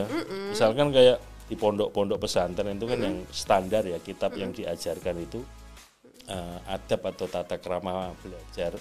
Ada kitab yang namanya Taklimul Muta'alim, dikarang oleh Syekh Azhar Nuji. Ada 6 syarat untuk belajar ya. Di antaranya syarat belajar itu ada yang namanya irsyadu ustadin. Irsyadu ustadin itu petunjuk guru. Jadi tidak cukup kemudian mahasiswa atau siswa itu belajar sendiri. Harus ada petunjuk guru gitu.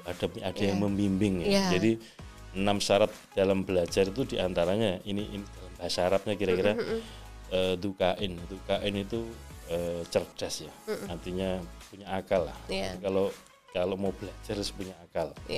Kemudian yang kedua ada yang namanya punya semangat ya, punya semangat. Kemudian yang ketiga jangan lupa yang namanya studi harus punya bekal. Ini yang kemudian kadang-kadang mohon maaf ya Mbak Reni. Yang namanya teman-teman mahasiswa itu kan kita tahu latar belakang orang tuanya bisa macam-macam. Beda-beda Pak. Nah, itu saya sarankan supaya teman-teman mahasiswa yang kebetulan rezekinya berlebih juga harus berbagi pada teman-teman ini. Kalau kebetulan ada yang harus ada batas bayar SPP, belum bisa bayar, ya ditolonglah teman-teman mahasiswanya. Dalam konteks itu saya sebagai orang tua di kampus ya kalau ada yang kayak gitu ya harus turun tangan juga kan. Iya Pak. Ya urusan begini ya, karena keberlanjutan tetap bisa studi kan. Penting ya. Betul. Buat beberapa orang itu masalah yang sangat serius penting banget. Iya. Kemudian yang keempat tadi ada yang namanya irsyadu ustadin, ada yang namanya petunjuk guru. Kemudian yang kelima itu sabar. Yang namanya berstudi sekolah itu harus sabar gitu. Ibaratnya kita belajar kan mulai dari belajar dari huruf A, B, C, angka 1, 2 dan seterusnya. Baru kemudian menyusun kata, menyusun kalimat kan begitu, menyusun paragraf. Itu artinya ya sekolah itu harus sabar, bertahap, berproses. Dan yang keenam adalah tulus zamani, waktunya panjang. Makanya belajar itu kok nggak ada kemudian setelah lewat dari bangku sekolah nggak belajar lagi. Mulai istilahnya Kanjeng Nabi Muhammad itu kan mulai dari ayunan sampai masuk liang lahat kan.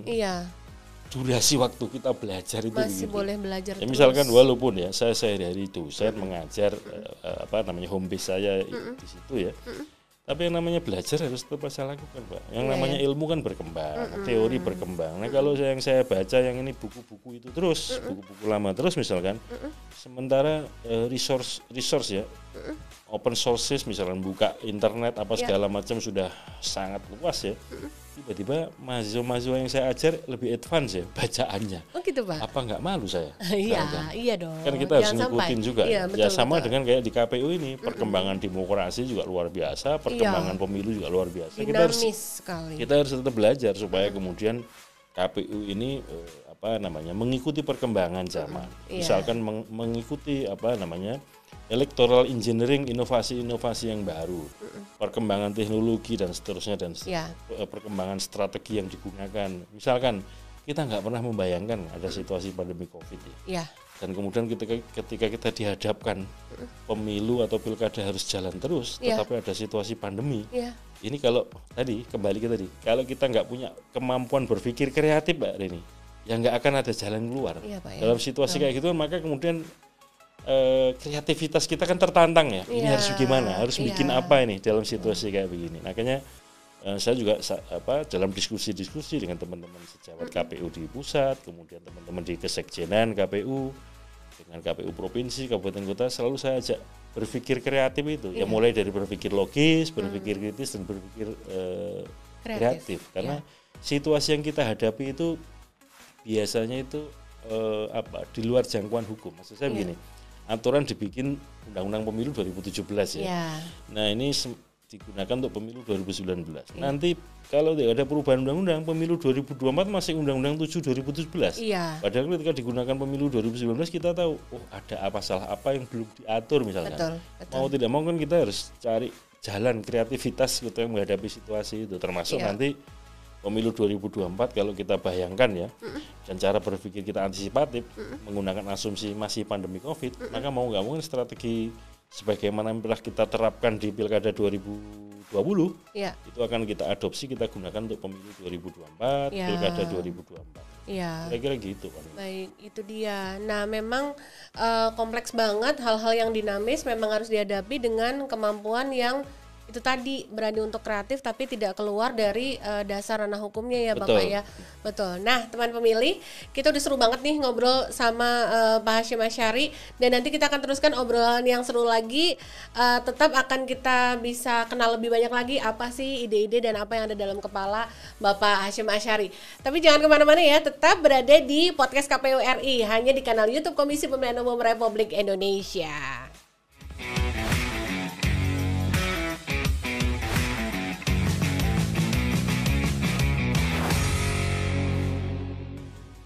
Teman pemilih, terima kasih ya masih bersama kami di podcast KPU RI, hanya di kanal YouTube Komisi Pemilihan Umum Republik Indonesia. Untuk tamu spesial kita hari ini, Bapak Hasyim Asyari, kita mau ngulik lagi apa sih yang ada dalam pemikiran dan ide-ide beliau. Tapi kali ini kita mau pancing beliau dengan pakai games ya Bapak ya. Pak, nggak usah deg-degan. Ini hanya ada 2 games aja sederhana. Kita akan pancing apa sebenarnya yang menjadi buah pikir Pak Hasyim, biar teman pemilih lebih kenal lagi sama Bapak, tapi kita pakai dengan kalimat-kalimat yang kita sudah pilihkan. Ya, Bapak udah siap? Bismillah dulu Bapak. Bismillahirrahmanirrahim. Jadi deg-degan beneran ini. Gak usah deg-degan, ini santai Bapak. Oke, Bapak sudah siap ya. Bapak nanti yang baca, terus nanti saya tunjukin ke teman pemilih. Silakan Bapak baca. Mengajar atau diajar? Pilih salah satu Bapak, terus kenapa alasannya? Saya pengen tetap diajar, Pak. Tetap diajar, Pak, gitu. Karena Bapak? Supaya tetap semangat belajar terus. Supaya tetap semangat. Kalau dibaca ya, mengajar dan diajar itu kesannya. Itu kayaknya yang mengajar itu lebih superior dibanding yang diajar ya. Iya. Tapi sebetulnya yang ingin saya pilih diajar itu karena apa? Ya kita dalam konteks ilmu harus selalu merasa bodoh, Mbak. Gitu ya Bapak. Karena saya agak lupa ya, apakah itu Imam Ghazali, itu Imam Syafi'i, kayaknya Imam Ghazali deh. Imam Ghazali itu pernah menyatakan begini, kullama zadani ilman fa illam yazzad illa bijahli. Setiap kali saya tambah ilmu, itu sesungguhnya saya tambah sadar kalau saya ini masih bodoh. Iya. Jadi kalau saya memposisikan saya diajar, saya milih tetap diajar, itu supaya tetap saya semangat untuk belajar. Semangat untuk belajar terus. Kalau saya pengennya mengajar terus, itu seolah-olah saya kayak gudangnya ilmu ngajar terus. Tapi saya pengennya tetap belajar, pengen berguru. Ketemu Mbak Reni, ketemu teman-teman redaktur di sini, saya banyak belajar ini. Belajar apa Pak dari kita? Belajar celelean Pak. Paling enggak gini loh. Yang namanya belajar atau yang jadi guru bagi saya itu tidak hanya orang. Setiap peristiwa kehidupan itu adalah guru yang baik buat kita. Iya, betul. Dan yang namanya pengalaman pribadi, masing-masing pribadi kan masih punya pengalaman ya. Itu juga satu pelajaran. Dan tidak semuanya kemudian kita memandang sebuah peristiwa atau tampilan orang itu secara negatif. Kadang-kadang kan ada istilah ya, dilarang kita membuat penilaian berdasar covernya saja ya. Karena apa? Kadang-kadang kalau kayak gitu kita berprasangka negatif, prasangka buruk. Padahal mungkin covernya agak gimana gitu, tapi isinya ternyata luar Ternyata biasa. iya. Makanya itu kalau kita tetap bersemangat untuk tetap mau diajar, ya tadi seperti semangatnya Imam Ghazali, kalau kita belajar ya, tambah ilmu, itu sebetulnya membangun kesadaran baru bahwa kita ini masih bodoh dan harus banyak belajar. Masih haus lagi akan ilmu dan mau tetap semangat belajar ya. Itu point of view-nya ya teman pemilih. Sekarang kita yang kedua, Bapak baca lalu Bapak pilih ya. Yang mana? Gak ngeri-ngeri. Enggak lah, silakan Pak. Memilih atau dipilih? Iya. Memilih atau dipilih? Bapak Hasyim Asyari. Yang mana Pak? Sekarang untuk masa depan. Apa aja lah pokoknya. Nanti kan diceritain kenapa Bapak milih yang mana. Aduh, ini pilihan yang sulit Mbak Reni. Memilih atau dipilih? Ayo Bapak, bisa Bapak. Kalau sekarang ini ya, kalau sekarang ini dalam konteks pemilu, saya levelnya masih pemilih. Pemilih ya Pak. Jadi yang namanya di pemilu ya, itu ada 2 daftar nih, daftar pemilih dan daftar calon. Nah, dari saya dewasa dalam kepemiluan ya, maksud saya memilih jadi pemilih pertama kali sampai sekarang itu saya masih posisinya di daftar pemilih. Belum pernah masuk daftar calon. Entah suatu ketika jadi daftar calon presiden atau apa kan belum tahu. Tapi sementara sekarang ini masih memilih Mbak. Memilih ya Pak. Karena posisi saya masih daftar pemilih. Baik. Belum di daftar calon. Logis sekali. Ya itu ya pilihannya ya teman pemilih ya Pak. Itu hanya ada 2 itu. Tapi tadi kebetulan ada pertanyaan yang masuk Pak. Karena selama kita proses syuting ini kita juga buka pertanyaan di IG story KPU RI di Instagram. Dan ada salah satu pertanyaan yang masuk dari siapa kakak namanya? Tadi dia menanyakan, nanti kita sapa siapa penanyanya. Dia bertanya, Pak ini pertanyaan agak serius, nggak apa-apa ya? Nggak apa-apa. Nggak apa-apa ya? Harus serius. Pemilu ini serius. Pemilu serius, podcastnya kan nggak harus serius ya Bapak. Nah Pak, pertanyaannya dari kakak Irma Stray ya. Beliau menanyakan, Bapak apa sih perbedaannya kenapa undang-undang pemilu sama undang-undang pemilihan tuh dipisah?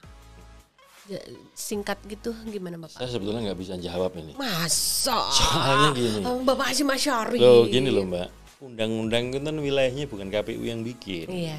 Undang-undang itu yang punya wewenang adalah pembentuk undang-undang, yaitu DPR dan Presiden. Iya. Nah kalau bagi saya ya, kalau ditanya apakah tetap harus dipisah atau tetap jadi atau mestinya jadi satu? Kalau menurut saya jadi satu. Intinya begini, mari kita lihat azas pemilu dan azas pilkada. Azas pemilu itu ada langsung, umum, bebas, rahasia, jujur, adil ya. Terus disingkat luberjurdil. Kemudian kita buka undang-undang pilkada. Apa azasnya? Sama, langsung, umum, bebas, rahasia, jujur, adil, luberjurdil. Kalau azasnya sama, itu artinya untuk memilih atau mengisi jabatan-jabatan public officer ya, atau pejabat publik atau pejabat politik kenegaraan yang lewat election ya, azasnya kan langsung dipilih langsung oleh rakyat. Intinya apapun namanya dikenalnya election, pemilu atau pemilihan itu ya. Mestinya dalam pandangan saya ya cukuplah dijadikan satu undang-undang. Satu juga nggak apa-apa. Yang penting sudah mengatur semua aspek dari 2 hal itu ya Bapak. Iya betul. Nah itu ya Mbak Irma Stray, mudah-mudahan bisa menjawab ya. Bapak sebelum kita lanjut ke sesi seru berikutnya, Pak kita punya ada sesuatu yang kita pengen Bapak lihat nih di TV. Waduh, ini bikin deg-degan lagi. Kita mau tahu pendapat Bapak soal gambar ini. Nah Pak Hasyim, ini kita mau lihat. Kita mau ajak Bapak lihat gambar ini. Teman pemilih kelihatan ya. Nah Bapak ini ada foto Bapak nih sebenarnya. Ini Bapak lagi ketiduran, ada yang fotoin. Terus di sebelahnya ini di grid gitu Pak, digabung sama tulisan di balik truk. Di bak truk. Bak belakang truk. Semoga rasa lelahku berbuah berkah. Pak, capek banget ya Pak. Capek banget ya Pak. Gini Pak. Ini tahun berapa sih Pak foto ini Pak? Saya agak lupa ya. Udah beberapa tahun kemarin ini ya. Tapi kalau ngelihat gantengnya masih standar. Ya. Amin. Capek banget ya ini ya Pak ya. Gini. Ya saya masih manusia biasa ya. Artinya ya pasti ada rasa lelah, ada capek, ada ngantuk, ada lapar. Ya. Nah kalau sudah yang namanya lelah, ngantuk itu menyerbu, bagaimanapun obat yang paling mujarab ya tidur. Tidur. Memejamkan mata walaupun sesaat, yang penting bisa lelap ya. Entah 5 menit, 10 menit, 15 menit, kalau bisa lelap itu habis itu fresh seger kembali gitu. Iya, betul Pak. Nah, Betul. dan kalau dilihat ini kan kayaknya sedang santai, dan itu hari-harian saya lah, sarungan Iya, ya, Pak. pakai sarung. Iya, Bapak tuh kan emang ke-publish di banyak foto itu memang akrab familiar dengan ini ya, itu kostum salah satu busana nasional kita kan sarung sama batik ya, kebetulan pakai baju batik, pakai sarung, dan ya namanya lelah ngantuk ya, adanya di situ udah nyandar aja di situ gitu. Ya, yang penting fungsional ya. Iya, yang namanya tempat ya, ini tempat, di kursi loh Pak ya. Yang namanya tempat tidur itu tidak harus kasur Mbak. Iya tempat sih, tidur kan tempat untuk tidur. Kalau di situ walaupun kursi bisa untuk tidur ya itu tempat tidur gitu. Iya. Nah kebetulan saya lupa ini yang bikin siapa ya. Ini dibikinin ya Pak, di grid gitu ya. Iya, saya nggak mungkin kan tidur bikin sendiri Mbak. Jadi saya ini termasuk orang yang sering melakukan perjalanan darat ya. Nah salah satu hiburannya itu kalau kebetulan ketemu truk yang di bak truknya itu ada tulisan-tulisan itu, banyak pesan. Ya, jadi kalau kadang-kadang menyentuh hati. Betul, kalau kita baca itu kan ada yang ungkapan rasa hati gitu ya, ada yang cerita fakta, ada yang doa, ada yang respon terhadap situasi kekinian. Iya, gitu. betul. Nah kebetulan kok dapat yang pas ini. Semoga rasa lelahku berbuah berkah. Intinya gini Mbak, kita ini hidup yang mau kita cari apa sih? Iya kan, membawa yang kita cari kan keberkahan ya. Barokah itu kalau dalam bahasa Arab itu apa sih barokah? Barokah itu ziyadatul khair. Ziyadatul khair itu bertambahnya kebaikan. Jadi sebisa mungkin misalkan ya katakanlah saya mengajar atau saya menjadi penyelenggara pemilu, anggota KPU. Tugas KPU itu kan sebenarnya 2 ya. Pada dasarnya KPU ini lembaga layanan. Kalau kita baca undang-undang pemilu, KPU ini lembaga layanan yang target layanannya itu target grupnya 2, melayani pemilih dan melayani peserta pemilu. Nah, yang berikutnya pemilu pilkada itu kan kita pahami sebagai arena konflik yang dianggap sah untuk mencari kekuasaan, mencapai kekuasaan atau mempertahankan kekuasaan. Itu kan situasinya kan conflicting. Hanya salah satu indikator demokrasi kan ada kontestasi, ada persaingan. Nah disitulah ada konfliknya. Nah KPU penyelenggara pemilu itu harus dimaknai sebagai manajer konflik. Apa lelahnya gitu Mbak. Kursinya terbatas, peminatnya banyak. Pasti lelah. Pemilihnya juga banyak kan? Pasti. Karena layanan itu, lembaga layanan kita harus tetap tersenyum. Walaupun capek, walaupun lelah. Supaya tetap terjaga karakter senyum kita ya, mewakili karakter kelembagaan. Kalau lagi capek ya tidur dulu lah. Supaya nanti bangun itu senyumnya tetap fresh. Kan kadang-kadang ada yang senyum itu by design gitu kan. Ada yang kayak dipaksakan, ada senyum kecut gitu kan. Nah makanya supaya fresh, tetap lillahi ta'ala dari hati, senyumnya tulus itu ya. Kalau capek istirahat dulu lah. Iya betul, itu kunci utama itu. Pinter-pinternya mengukur ya betul. Pak. Yang tahu kita lelah, capek, lapar kan kita sendiri. Betul. Dan ada saatnya kita harus istirahat sejenak. Iya betul. Itu sebagai pengingat nih. Betul, makanya kerja harus keras ya, maksudnya kerja keras, bertanggung jawab, dan semuanya ini kan dalam rangka tiada lain dan tiada bukan ya, itu mencari keberkahan. Iya, amin. Semua harus kita niatkan seperti itu ya teman pemilih ya, jangan sampai kelupaan. Nah, kita udah lihat reaksi Pak Hasyim sama foto yang satu ini. Sekarang kita... Kalau saya balik Mbak Reni, kalau Mbak Reni lihat foto ini komentarnya apa? Ngakak dulu Pak, ngakak dulu. Aduh bisa baik gitu, ini ngepas banget di situ gitu ya Pak ya. Ini soalnya memang karya-karya teman-teman driver truk itu memang betul lucu-lucu Pak, kreatif-kreatif gitu. Termasuk istilahnya itu dari dulu itu kan istilahnya karya airbrush ya. Jadi cat yang bukan kayak cat poles tapi memang yang disemprot itu. Itu karya seninya luar biasa, terutama yang bak truknya terbuat dari kayu. Iya, gitu ya Pak ya.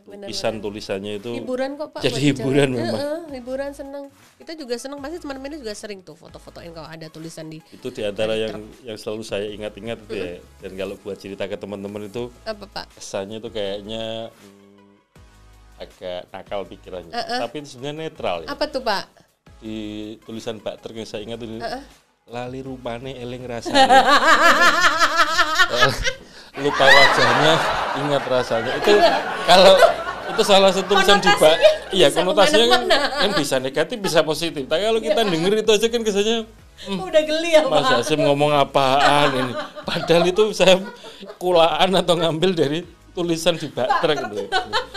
Pasti pernah lihat juga ya teman pemilih ya, pasti itu. Itu ya, kayak gini loh Mbak Reni. Misalkan ya Mbak Reni suatu ketika berkunjung ke satu daerah, disuguhi kopi gitu kan. Lupa namanya kan, lupa gitu. Bentuknya, tapi ingat rasanya.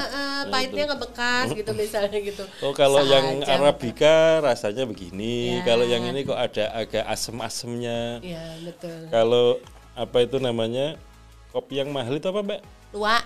Tuh, kopi luwak, oh lebih begini. Kopi kucing ada nggak ya? Enggak. Itu sebuah ide. Ya itulah teman pemilih, kita udah lihat reaction Pak Hasyim dengan foto itu tadi. Sekarang kita mau ajak Pak Hasyim untuk main game lagi, karena kita mau gali lagi cerita pemilu yang pernah dialami Pak Hasyim dalam segmen NKCTP. Nanti kita cerita tentang pemilu.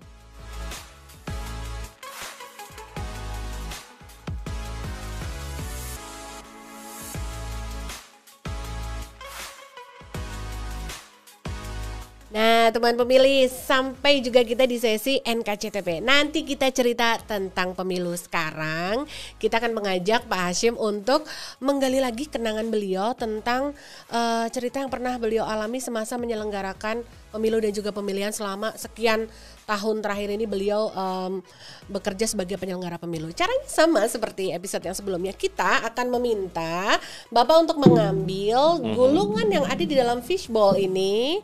Coba nanti Bapak ambil, ada beberapa ya Pak, ambil satu, Bapak baca, tunjukkan. Nah nanti Bapak langsung keingetnya pengalaman apa kalau lihat kata-kata itu. Yang buka Mbak Reni aja ya, saya deg-degan ya. Saya bukakan ya, nih teman pemilih. Saya akan membukakan yaitu, apa nih, terkenang. Terkenang, nah beberapa detik Bapak pikirkan kira-kira pengalaman menyelenggarakan pemilu apa yang ini, Pak kalau bisa untold story nih, kalau bisa yang impress banget gitu mengandung kata terkenang ini, tapi itu kayak belum pernah diceritain ke forum gede apa gitu. Mangga tuh Pak. Saya jadi penyelenggara pemilu di antara yang terkenang ya. Saya pernah dinyatakan sebagai tersangka. Tersangka apa Pak? Tersangka apa itu? Ada dua peristiwa ya. Pada pemilu 2019 saya kira sudah jadi public story lah ya. Semua orang tahu gitu bahwa ada pengurus partai politik yang nyalon DPD ya. Waktu itu kan MK membuat putusan bahwa pengurus partai politik itu nggak boleh nyalon DPD. Nah situasinya ketika putusan MK itu muncul, yang bersangkutan itu sudah jadi masuk DCS, daftar calon sementara ya. Nah kemudian pertimbangan kita ini lanjut atau enggak, jadi DJT daftar calon tetap atau enggak. Nah karena MK menyatakan begitu kan kemudian dinyatakan TMS ya, tidak memenuhi syarat untuk DJT. Nah itu pada kesempatan itu saya sama Mas Arief Budiman ya, Mas Arief Budiman waktu ketua KPU, saya divisi hukum, itu dinyatakan tersangka seingat saya di Barreskrim Mabes Polri. Tapi kemudian pemeriksaan selanjutnya dilakukan oleh di Reskrim di Polda Metro Jaya. Nah itu yang 2019. Itu yang keingetnya Pak. 2020 peristiwa Pilkada Bovendigul, kan ada calon yang masuk kategori mantan terpidana ya. Tetapi durasi waktu sejak dinyatakan statusnya bebas murni atau sudah mantan terpidana, sudah selesai menjalani semuanya itu, kan ada putusan MK harus durasinya 5 tahun ya, dengan masa pendaftaran. Nah, durasinya ini belum mencapai 5 tahun. Nah, daftar oleh KPU Bovendigul dinyatakan MS. Sudah kita kasih bintek dan segala macam, tetap di MS kan. Mau tidak mau kan kemudian kita ambil alih nih. Kemudian kita nyatakan TMS. Nah disitulah juga lagi-lagi saya sama Mas Arief Budiman juga dinyatakan tersangka oleh Polres Bovendigul. Jadi itu diantara yang terkenang. Terkenangnya bikin deg-degan. Emang makanya itu kan. Aduh. Kalau Memang betul Mbak Reni, di Undang-Undang Pemilu itu konstruksi hubungan antar lembaga kan KPU selalu ya. Ya. Kalau digugat atau disengketakan ke Bawaslu namanya terlapor, Ya, termohon. termohon. Kalau ke digugat MK. di MK namanya termohon. Ya. Kalau ke PT UN, Mahkamah Agung kan tergugat. Ya. Kalau diadukan ke DKPP jadi teradu. Semuanya itu yang kita mohonkan itu jangan sampai jadi tersangka dan seterusnya. Amit-amit ya Pak ya. Jangan Makanya kalau ada pertanyaan terkenang begitu inget ternya itu udah langsung Iya. memorinya ketarik gitu. Iya. gitu. Iya. moga-moga nggak kejadian lagi Semoga deh tidak yang itu. kejadian lagi. Amin amin. Ayo Pak kita lanjut cerita lain Pak. Mudah-mudahan lebih nggak yang ada terternya Pak. Mudah-mudahan. Ketemu Pak. Bentar, dalam banget ini. Tidak sedalam samudra Pak. Lebih dari perasaan. Ya. Oke saya buka. Yang kedua, Pak produser ngakak Pak. Oke. Nanti kita bikin stand up comedy lagi. Kayaknya saya berbakat. Podcast komedi jadinya. Iya, oke. Mudah-mudahan ini membawa kenangan yang lebih seru. Kaget. Ya, teman pemilih baca. Kaget. Apa ya Pak yang langsung keinget kalau dengar kata-kata kaget? Mangga Pak.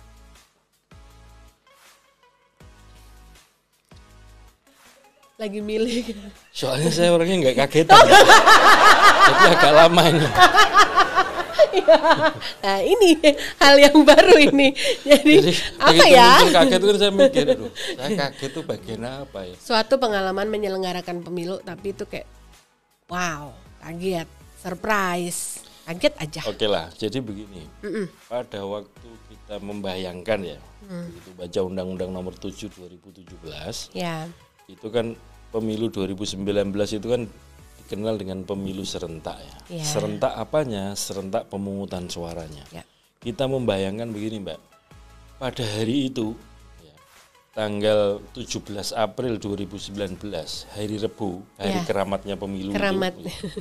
itu dalam durasi 6 jam, mulai jam 7 pagi sampai jam 13 waktu setempat ya, karena Indonesia kan ada 3 wilayah, Ya. Indonesia Timur, Indonesia Tengah, Indonesia Barat.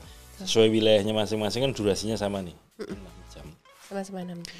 Itu kita membayangkan dalam jumlah pemilih yang begitu banyak dan kemudian surat suaranya ada 5 jenis ya, kecuali Jakarta karena nggak ada DPRD kabupaten kota ya. Betul Pak. Itu bayangan kita, aduh, betapa rumitnya ini, betapa deg-degannya ini, Iya, mendebarkan gitu ya. Iya. Tapi begitu itu lewat Mbak, katakanlah begitu masuk tanggal 18 April ya, Iya. agak terkaget-kaget, loh ternyata udah lewat ya, 17 Gitu ya? April. Yang semula kita bayangkan serem, kita bayangkan, aduh ribet gitu ya, Iya, atau ribet. kalau bahasa Itu Inggris, kata yang kalau pas, bahasa Pak. Inggrisnya itu the most complicated election in the Complicated. world misalkan. Betul. Begitu lewat itu, begitu 18 April, kagetnya nih, loh udah selesai kemarin. Iya, iya. Nah itu Bisa deg-degannya lewat udah lewat itu. Iya, bisa Dan lewat. yang perlu kita ketahui kan begini, di dunia ini Iya. pemilu paling singkat ya, durasinya jam. Itu ya Indonesia. Serius Pak? 5 jenis pemilu, 5 jenis surat suara ya, Iya. durasinya hanya 5 jam. Di beberapa negara saya kebetulan sih belum pernah hadir menghadiri IVP ya, Election Visit Program di pemilu negara lain, tapi beberapa teman kolega anggota KPU yang hadir itu jam pemungutan suara itu bisa sampai malam gitu.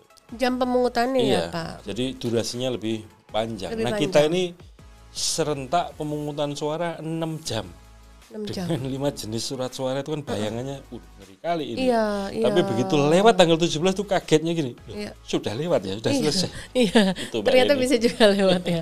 Iya, itu yang pimpinan KPU aja juga terkaget-kaget ya. Maksudnya tentu dengan diiringi apa istilahnya rasa syukur ya Pak. Ya, Ternyata harus ikhtiar, berdoa gitu berdoa kan. semuanya ternyata bisa kita jalani dengan bersama-sama. Dan berkolaborasi kerjasama ya. Betul, Ya. itu pasti. Satu lagi dong Pak. Apaan? Ada ini. Wih, 3 kali ya. Iya, Kayak minum obat aja. biar komplit. Iya betul. Nah sambil kita mau lihat nih ya teman pemilih, ya kita akan bacakan dulu yang udah dipilih nih, kayaknya yang ketiga aja udah. Silakan Bapak. Lucu. Nah, sebelum Bapak bercerita, teman pemilih jangan lupa loh, untuk yang belum subscribe harus subscribe dulu akun YouTube Komisi Pemilihan Umum Republik Indonesia supaya bisa mendukung semua media sosial KPU RI untuk bisa memberikan update informasi kepemilihan, terutama ikuti terus di podcast KPU RI ya teman pemilih ya. Jangan lupa subscribe karena subscribe itu gratis. Pak, udah keinget belum?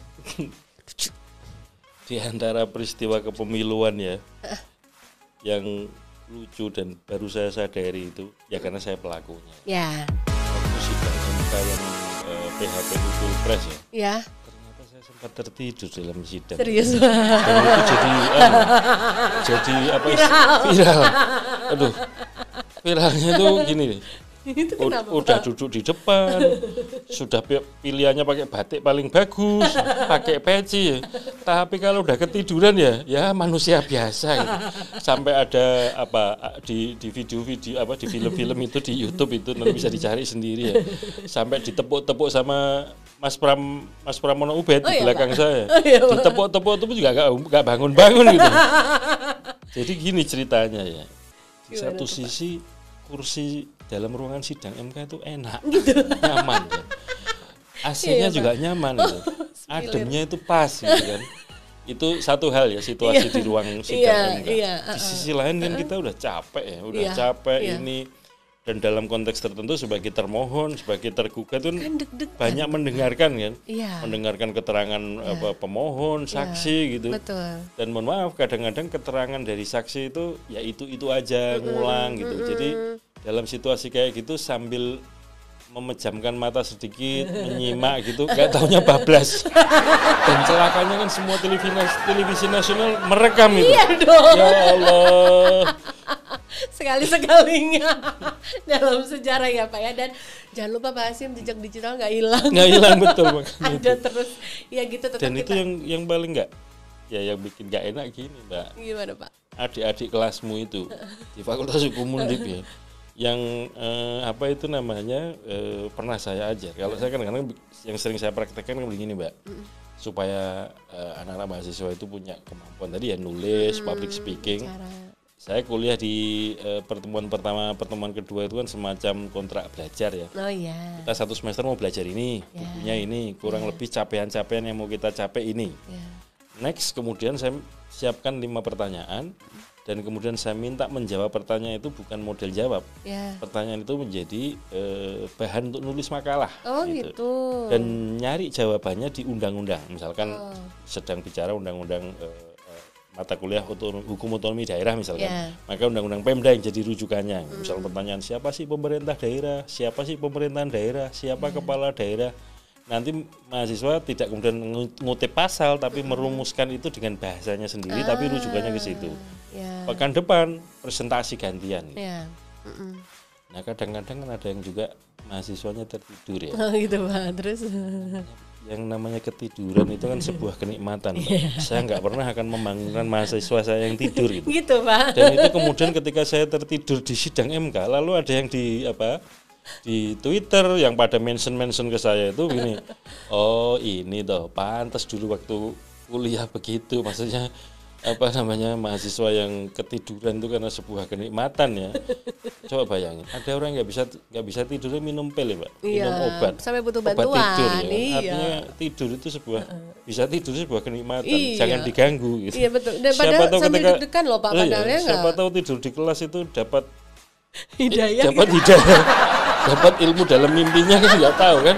Apa mahasiswa tidur di kelas? Makanya ya sudahlah, saya nggak berani Mbak. Ibaratnya gini, kalau jadi dosen itu kan layanannya kan memberikan pelajaran kan gitu. Kalau di KPU layanannya kan memberikan layanan kepada pemilih, kepada peserta pemilu. Sesungguhnya filosofinya kan dosen itu pelayannya mahasiswa kan. Gitu gak berani lah kita membangunkan tuan kita kan. Ya tahunya gara-gara pengalaman itu di-mention sama anak-anak di Twitter saya. Oh, pantesan begini. Ya dulu begitu. Pantesan dulu kita nggak pernah dibangunin gitu kalau di kelas gitu. Wah itu keenakan itu mahasiswa itu. Ya. Nah itu tadi ternyata teman pemilih ada 3 cerita yang bisa kita gali dari pengalaman yang paling berkesan dan paling terkenang gitu dari selama Pak Hasyim bertugas. Ada satu lagi sebelum Mbak Rini. Apa tuh Pak? Dari kata lucu tadi. Sebetulnya saya itu aslinya lucu. Cuman orang kadang dengan ngomong gitu aja kita nggak ketawa. soalnya gini, siapapun ya Mbak, teman-teman KPU provinsi yang belum pernah kenal saya, itu kan dan akhirnya kan pada cerita, Mas Hasyim, saya dulu tuh mau menyapa Mas Hasyim tuh kayaknya sungkan, Takut ya Pak? kayaknya takut, ada kayaknya kita mau nyapa aja nggak enak gitu. Segan gitu Pak. Tapi begitu Mas Hasyim udah cerita, Mas Hasyim begini ini ya. Ternyata lucu. Bisa Jadi sebetulnya di balik podcast nanti saya akan cerita yang lebih lucu lagi. Nah, sekarang kan biar tahu aslinya ya teman pemilih ya, nggak sesungkan itu, ternyata lucu. Orang Bapak baru bilang lucu aja satu studio udah ngakak. Makanya ntar kita bikin stand up comedy. Stand up comedy itu sesi lain nanti. Ya, Bapak terima kasih ya sudah berbagi pengalaman. Terima kasih ya teman pemilih di podcast cerita, KPU. Ini tadi cerita tentang pengalaman Pak Hasyim yang bisa kita gali nih. Dan teman pemilih kalau nggak bisa lepas ya sosok beliau dari lingkungan kampus. Pak, kalau bisa dibilang Bapak hampir 20 tahunan mengajar, lebih lah mungkin. Itu saya waktu itu mendaftar jadi dosen PNS ya, kan ada yang namanya pendaftaran CPNS. Ada. Itu Oktober 97. Oktober 97. Kemudian saya lupa dinyatakan diterimanya kapan, tapi SK CPNS saya di Fakultas Hukum Undip itu Februari 98. Februari 1998. Februari 98. Itu dari dahulu ya Pak? Tapi kan nggak full Mbak, ada kepotong jadi anggota KPU Provinsi 5 tahun. Iya, ya in general Pak. Ya. In general kira-kira tapi sebetulnya gini, dekade gitu kan? Apa namanya, Pak Rektor kita ya, ketika saya jadi anggota KPU saat ini Pak Profesor Yos itu menyatakan gini, pertanyaan beliau begini, Mas Hasyim, kalau di Undip itu kan mengabdi kepada negara melalui mengajar, meneliti, menulis, iya Prof. Kalau di KPU mengabdi kepada negara juga enggak? Iya juga sih Prof.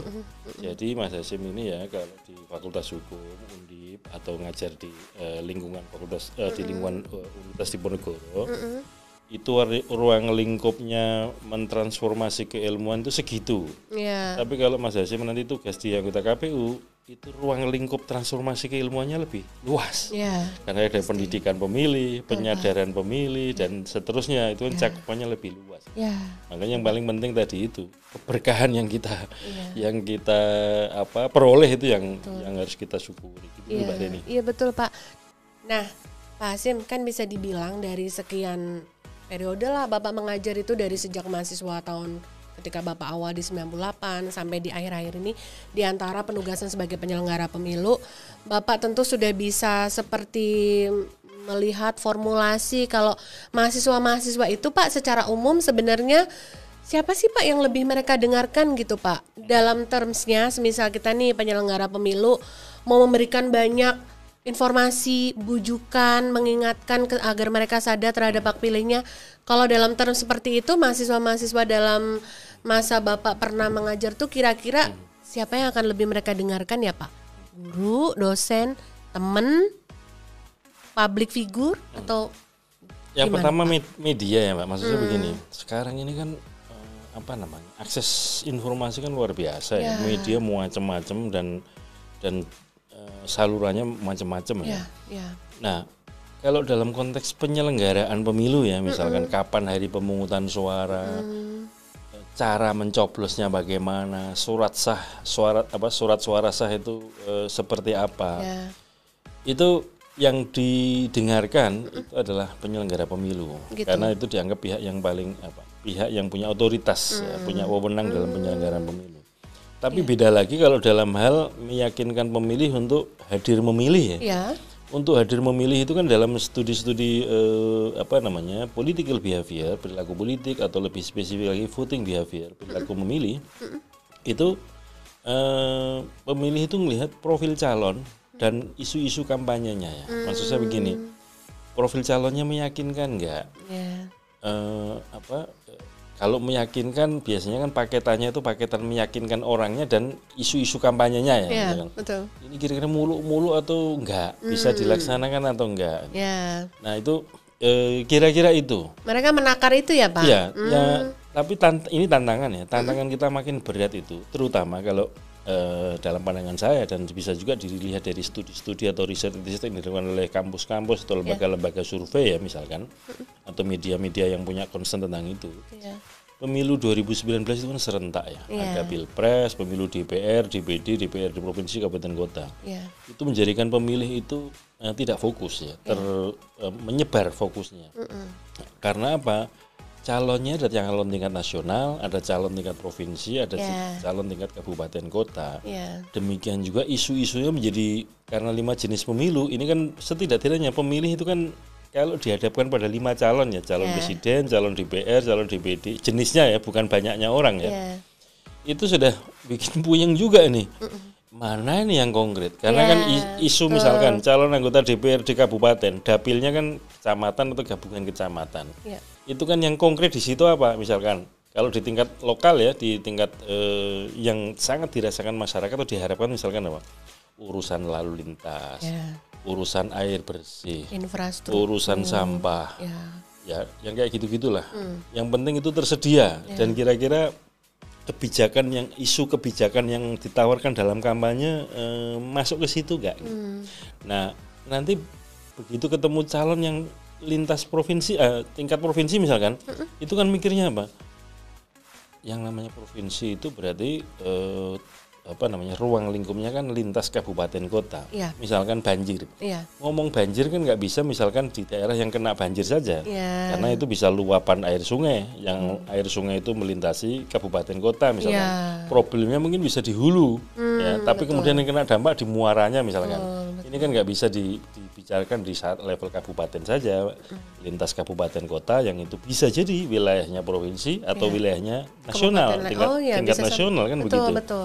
Nah, karena banyaknya topik kampanye ini menjadikan pemilih juga mengamati dan kemudian menjadikan itu sebagai faktor penentu hadir atau tidak, kemudian milih atau tidak. Nah itu jadi sebagai contoh gini Mbak Reni dan teman pemilih ya, memilih pemilu dalam DPD itu sebenarnya kan sederhana dibanding dengan lebih rumit menghadapi surat suara pemilu DPR dan DPRD ya. Tapi faktanya ya, surat suara tidak sah paling tinggi itu surat suara DPD. Itu jadi pertanyaan. Nah, ini harus dikaji, harus diteliti supaya apa? Ke depan ya setidak-tidaknya bagi KPU itu kalau membangun strategi sosialisasi, strategi pendidikan pemilih, itu berbasis kepada data-data yang ada tadi. Gitu. Misalkan kita ini kan pasti punya peta ya, tingkat partisipasi nasional, provinsi, kabupaten kota, bahkan kalau di breakdown bisa sampai tingkat TPS gitu ya. Termasuk surat suara TPS surat suara tidak sah itu ada di mana. Dari situlah kemudian jadi bahan untuk merumuskan strategi sosialisasi pendidikan pemilih. Ya semuanya harus setara informasi yang disampaikan. Tetapi ada fokus-fokus tertentu, ada titik tekan tertentu gara-gara apa? Oh di sini surat suaranya tidak sahnya tinggi. Ini harus dapat katakanlah menjadi target grup yang diutamakan misalkan. Itu bisa menjadi begitu. Itu yang penting. Tapi saya jadi ingat gara-gara Mbak Reni tanya kira-kira yang didengar siapa gitu ya. Itu pernah saya baca poster di kampus itu tulisannya kira-kira begini. Kalau muadzin mengumandangkan adzan udah nggak didengar mahasiswa ya. Tapi kalau dosen yang memanggil itu didengarkan mahasiswa, pertanyaannya apakah yang jadi muadzin harus dosen? Itu artinya apa? Dalam sih Pak itu. Itu artinya apa? Ada tokoh, ada orang yang kemudian kalau beliau berfatwa atau memberikan informasi itu dianggap benar gitu ya. Oleh karena itu dalam konteks ini KPU juga harus mampu memetakan dalam konteks tertentu di sini yang dianggap tokoh yang berpengaruh apa? Oh tokoh agama. Oh di sini guru. Oh di sini tokoh adat. Dan seterusnya yang kemudian itulah yang kita gandeng, kita ajak bersinergi dalam rangka untuk meningkatkan kualitas informasi kepemiluan, penyampaian pesan-pesan kepemiluan itu. Nah ini menjadi tugas juga KPU yang ingin saya katakan tadi, ketika mau melakukan pendidikan pemilih harus memetakan juga kira-kira tokoh panutan media yang dianggap familiar itu apa ya, apakah TV, apakah koran, apakah internet, apakah radio gitu. Kalau bayangan saya ya, dan riset-riset menyatakan kayaknya masih radio, Mbak. Masih sih, Pak. Soalnya apa? Sambil tiduran masih bisa dengerin, Mbak. Kalau TV kan nggak mungkin sambil harus merem. mata, ya, Pak, harus pakai mata. Iya, betul. Nah, kalau radio itu. Dan visualnya, kemudian kita masih punya Radio Republik Indonesia yang stasiunnya di banyak tempat dan jaringannya di banyak tempat. Misalkan saya pernah ke Papua ya, RRI di Jayapura itu daya jangkaunya sampai Australia gitu. Serius, Pak? Ya, sehingga kemudian itu bisa menjadi strategi, misalkan RRI kita itu di daerah-daerah tertentu yang bisa didengarkan di warga perbatasan negara lain, itu bisa jadi media strategis yang harus kita digandeng KPU misalkan. Betul, Pak. Studio televisi juga begitu, makanya sebisa mungkin semua studio televisi yang punya jaringan luas dan biasanya kayak ada studi tentang rating gitu ya. Ratingnya itu jam yang dianggap orang nonton paling banyak jam berapa. Betul. Nah, memang harganya mahal pasti. Di prime time itu. Tetapi saya kira kan semua stasiun televisi punya istilahnya itu sedekah sosial ya untuk memberikan slot informasi kepemiluan ya. Nah, ini harus kita gandeng bersama gitu. Betul, Pak, betul. Termasuk media online ya, media internet itu. Soalnya sekarang perkembangannya kan tidak hanya teks ya. Dulu teks, lalu ada audionya. Sekarang ditempelin juga video kan. Walaupun untuk online dalam bentuk kantor-kantor berita, kanal-kanal berita itu tidak hanya teks, ada audio visualnya sekarang.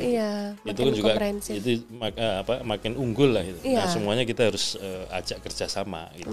Betul. Itu sebagai tambahan nih untuk pengingat, terutama teman pemilih yang sebagai penyelenggara pemilu ya, untuk lebih menggali juga kreativitas untuk menyampaikan informasi.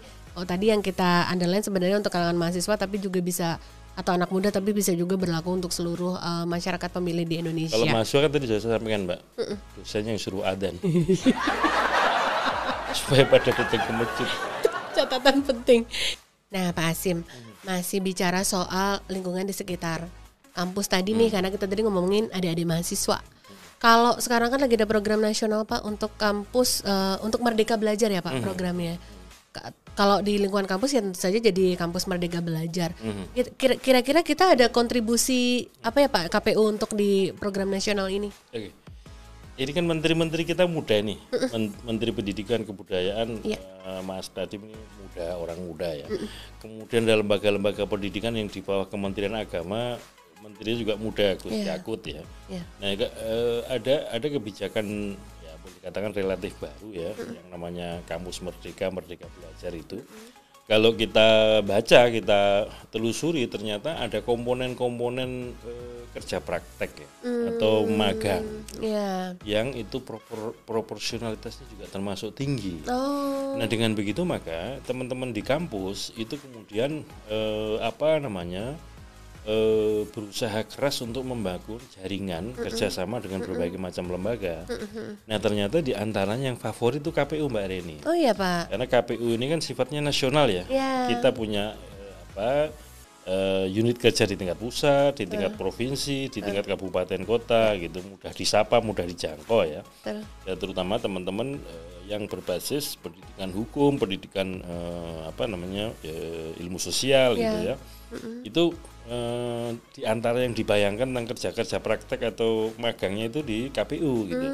Maka kemudian kami sampaikan, kalau ada teman-teman dari kampus ingin membangun kerjasama, kita sampaikan begini, tidak cukup menjadi pemantau saja, tapi harus menjadi bagian dari penyelenggara pemilu. Caranya bagaimana? Yang pertama, di tingkat universitas kita bikin MOU dengan KPU pusat ya, yang kemudian bisa di breakdown pakai perjanjian kerjasama untuk topik-topik tertentu, diantaranya sebagai penyelenggara pemilu KPPS, karena setidaknya dengan begitu ini kebijakan umumnya kira-kira kan begini, karena bayangan kita nanti situasi pandemi COVID juga masih potensial terjadi, maka para penyelenggara diharapkan juga usianya muda, segar, sehat begitu, dan makin hari well informed ya, pengetahuannya memadai, Nah, di antara yang strategis ya bekerja sama dengan teman-teman kampus gitu. Sehingga nanti deploy-nya pendistribusian mahasiswa tugas itu berbasis KTP masing-masing. Oh, gitu. Karena untuk jadi penyelenggara KPPS ya, itu kan harus warga setempat sesuai KTP-nya.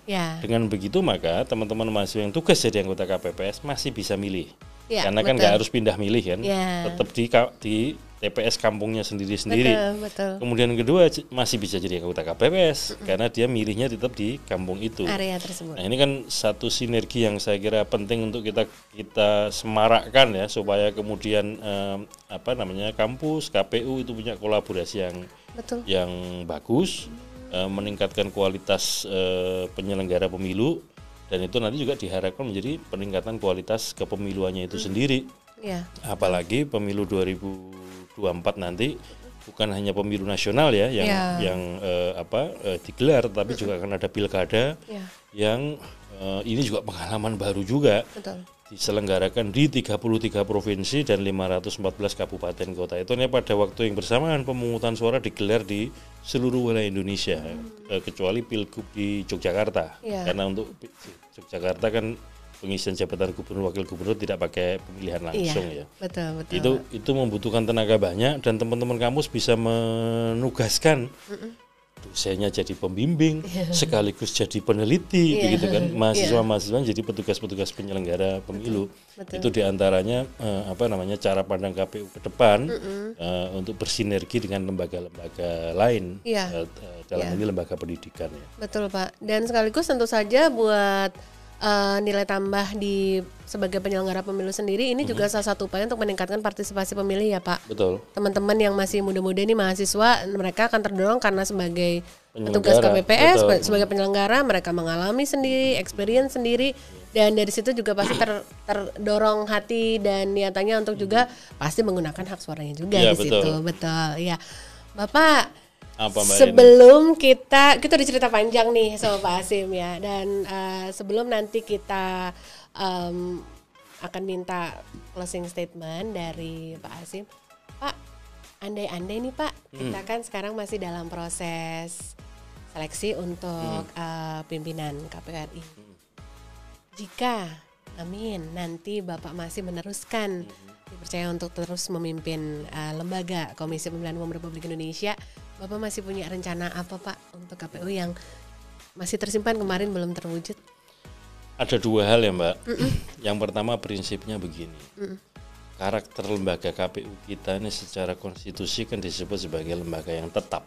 Tetap itu artinya eksistensi keberadaan lembaga ini sepanjang ada pemilu maka KPU tetap ada. Nah, oleh karena itu apa yang dikerjakan oleh KPU ke depan itu juga berbasis kepada apa yang sudah dikerjakan oleh KPU-KPU sebelumnya. Itu yang disebut dengan keberlanjutan, kesinambungan. Nah, itu. Makanya ada kaidah ya, kira-kira para guru-guru kita itu mengajarkan begini.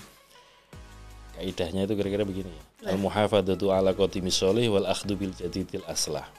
Menjaga tradisi peninggalan para pendahulu yang baik-baik dan kemudian sambil menghadapi masa depan itu dengan kreativitas, dengan inovasi, mengadopsi perkembangan karena situasi yang akan kita hadapi pasti berbeda dengan yang lain.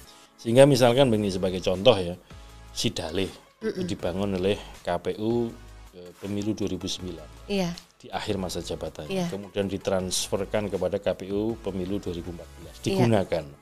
Sipol dibangun oleh KPU pemilu 2014 ditransformasikan dan efektif digunakan oleh KPU pemilu 2019. KPU 2019 misalkan kemarin dalam pilkada membangun Sirekap dan seterusnya. Artinya apa yang sudah disiapkan oleh KPU periode-periode sebelumnya yang baik-baik kita gunakan, kita teruskan, dan kemudian terhadap tantangan masa depan ini yang kedua nih. Maka mau nggak mau ya KPU itu harus responsif ya, dan kemudian harus adaptif karena situasi yang kita hadapi itu kan tidak menentu. Makanya kemampuan beradaptasi tinggi ya, kemampuan penyesuaian diri terhadap situasi lingkungan yang berkembang itu bagus. Maka kemudian kita masih tetap bisa hidup, bisa berjalan, bisa berkembang. Maksud saya ke KPU-nya ya. Nah itu saya kira yang paling penting itu.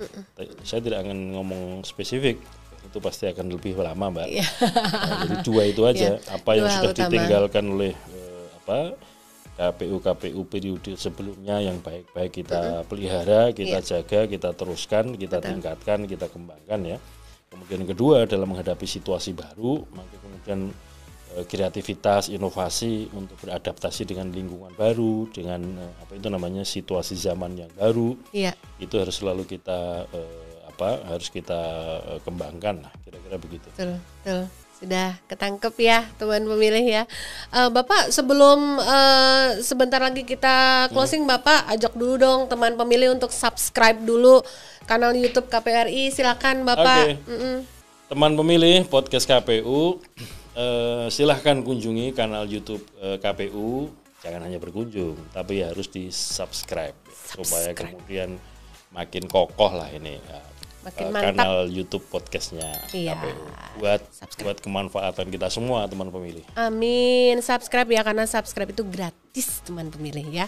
Bapak dari tadi itu di sini tuh ada buku nih. Pak ini gini Mbak. Ini apa sih Pak? Ini tuh coba ini tulisan siapa pengarangnya tuh, kelihatan kan? Ini juga nih yang ungu juga. Bapak ini apa sih Pak? Cerita dong Pak, ini ada nama Bapak ini di sini. Ya, jadi yang ungu ini buku judulnya Konsolidasi Demokrasi ya. Kajian tentang pergulatan politik pemilu di Indonesia. Ini kebetulan yang menulis saya.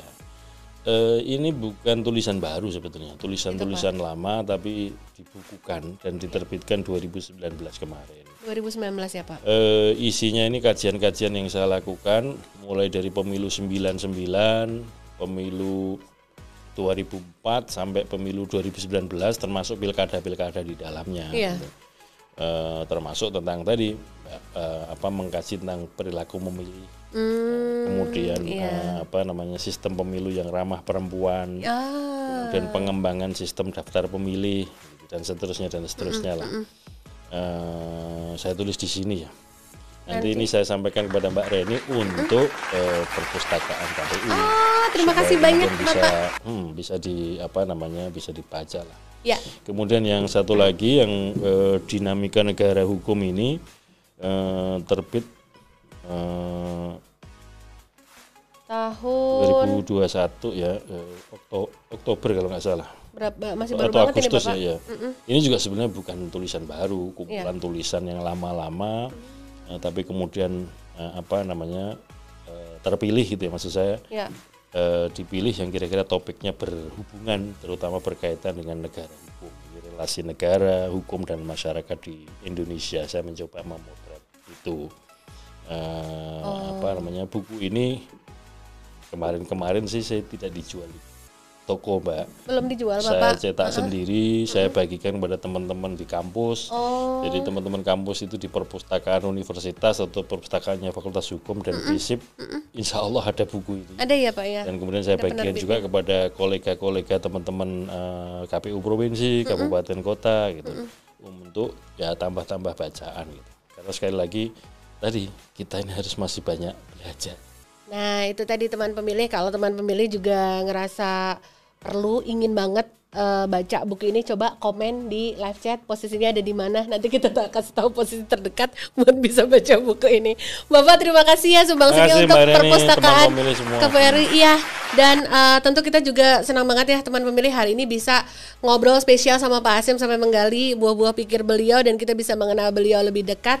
Bapak, satu pesan untuk teman pemilih dong Bapak di luar sana terkait nanti kita mau menghadapi agenda besar pemilihan 2024 nanti. Silakan Bapak. Nah, teman-teman pemilih podcast KPU, pada dasarnya pemilu itu intinya ada partisipasi ya.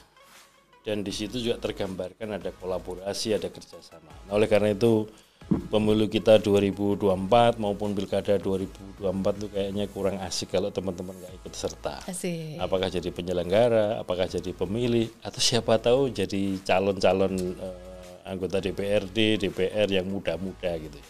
Oleh karena itu siapapun, terutama teman-teman pemilih muda, teman pemilih mahasiswa, saya mengajak dan mengundang kita semua bekerja sama, berkolaborasi, karena kerja-kerja kepemiluan itu yakinlah tidak hanya tugasnya KPU, dan KPU tidak mampu bekerja sendiri. Kita harus bekerja sama, harus berkolaborasi, berkoordinasi untuk berpartisipasi dalam penguatan demokrasi kita di Indonesia. Saya kira itu. Terima kasih teman-teman pemilih. Saksikan terus, ikuti terus podcast KPU, dan jangan lupa subscribe channel YouTube-nya podcast KPU. Iya. Makasih Mbak Reni. Iya, terima kasih Pak Hasim atas pesannya buat teman pemilih. Mudah-mudahan teman pemilih dapat mengingat selalu ya pesan ini untuk kita bareng-bareng nanti menyukseskan pemilu dan pemilihan 2024. Terima kasih sudah menyaksikan kanal YouTube Komisi Pemilihan Umum Republik Indonesia terkhusus untuk podcast KPRI. Untuk Pak Hasim juga terima kasih sudah datang. Teman pemilih simak ya episode berikutnya. Kita akan tayang kembali nanti secara berkala dengan tamu-tamu yang juga nggak kalah seru dengan tamu kali ini. Podcast KPU RI terdepan bicara kepemiluan. Sampai ketemu lagi.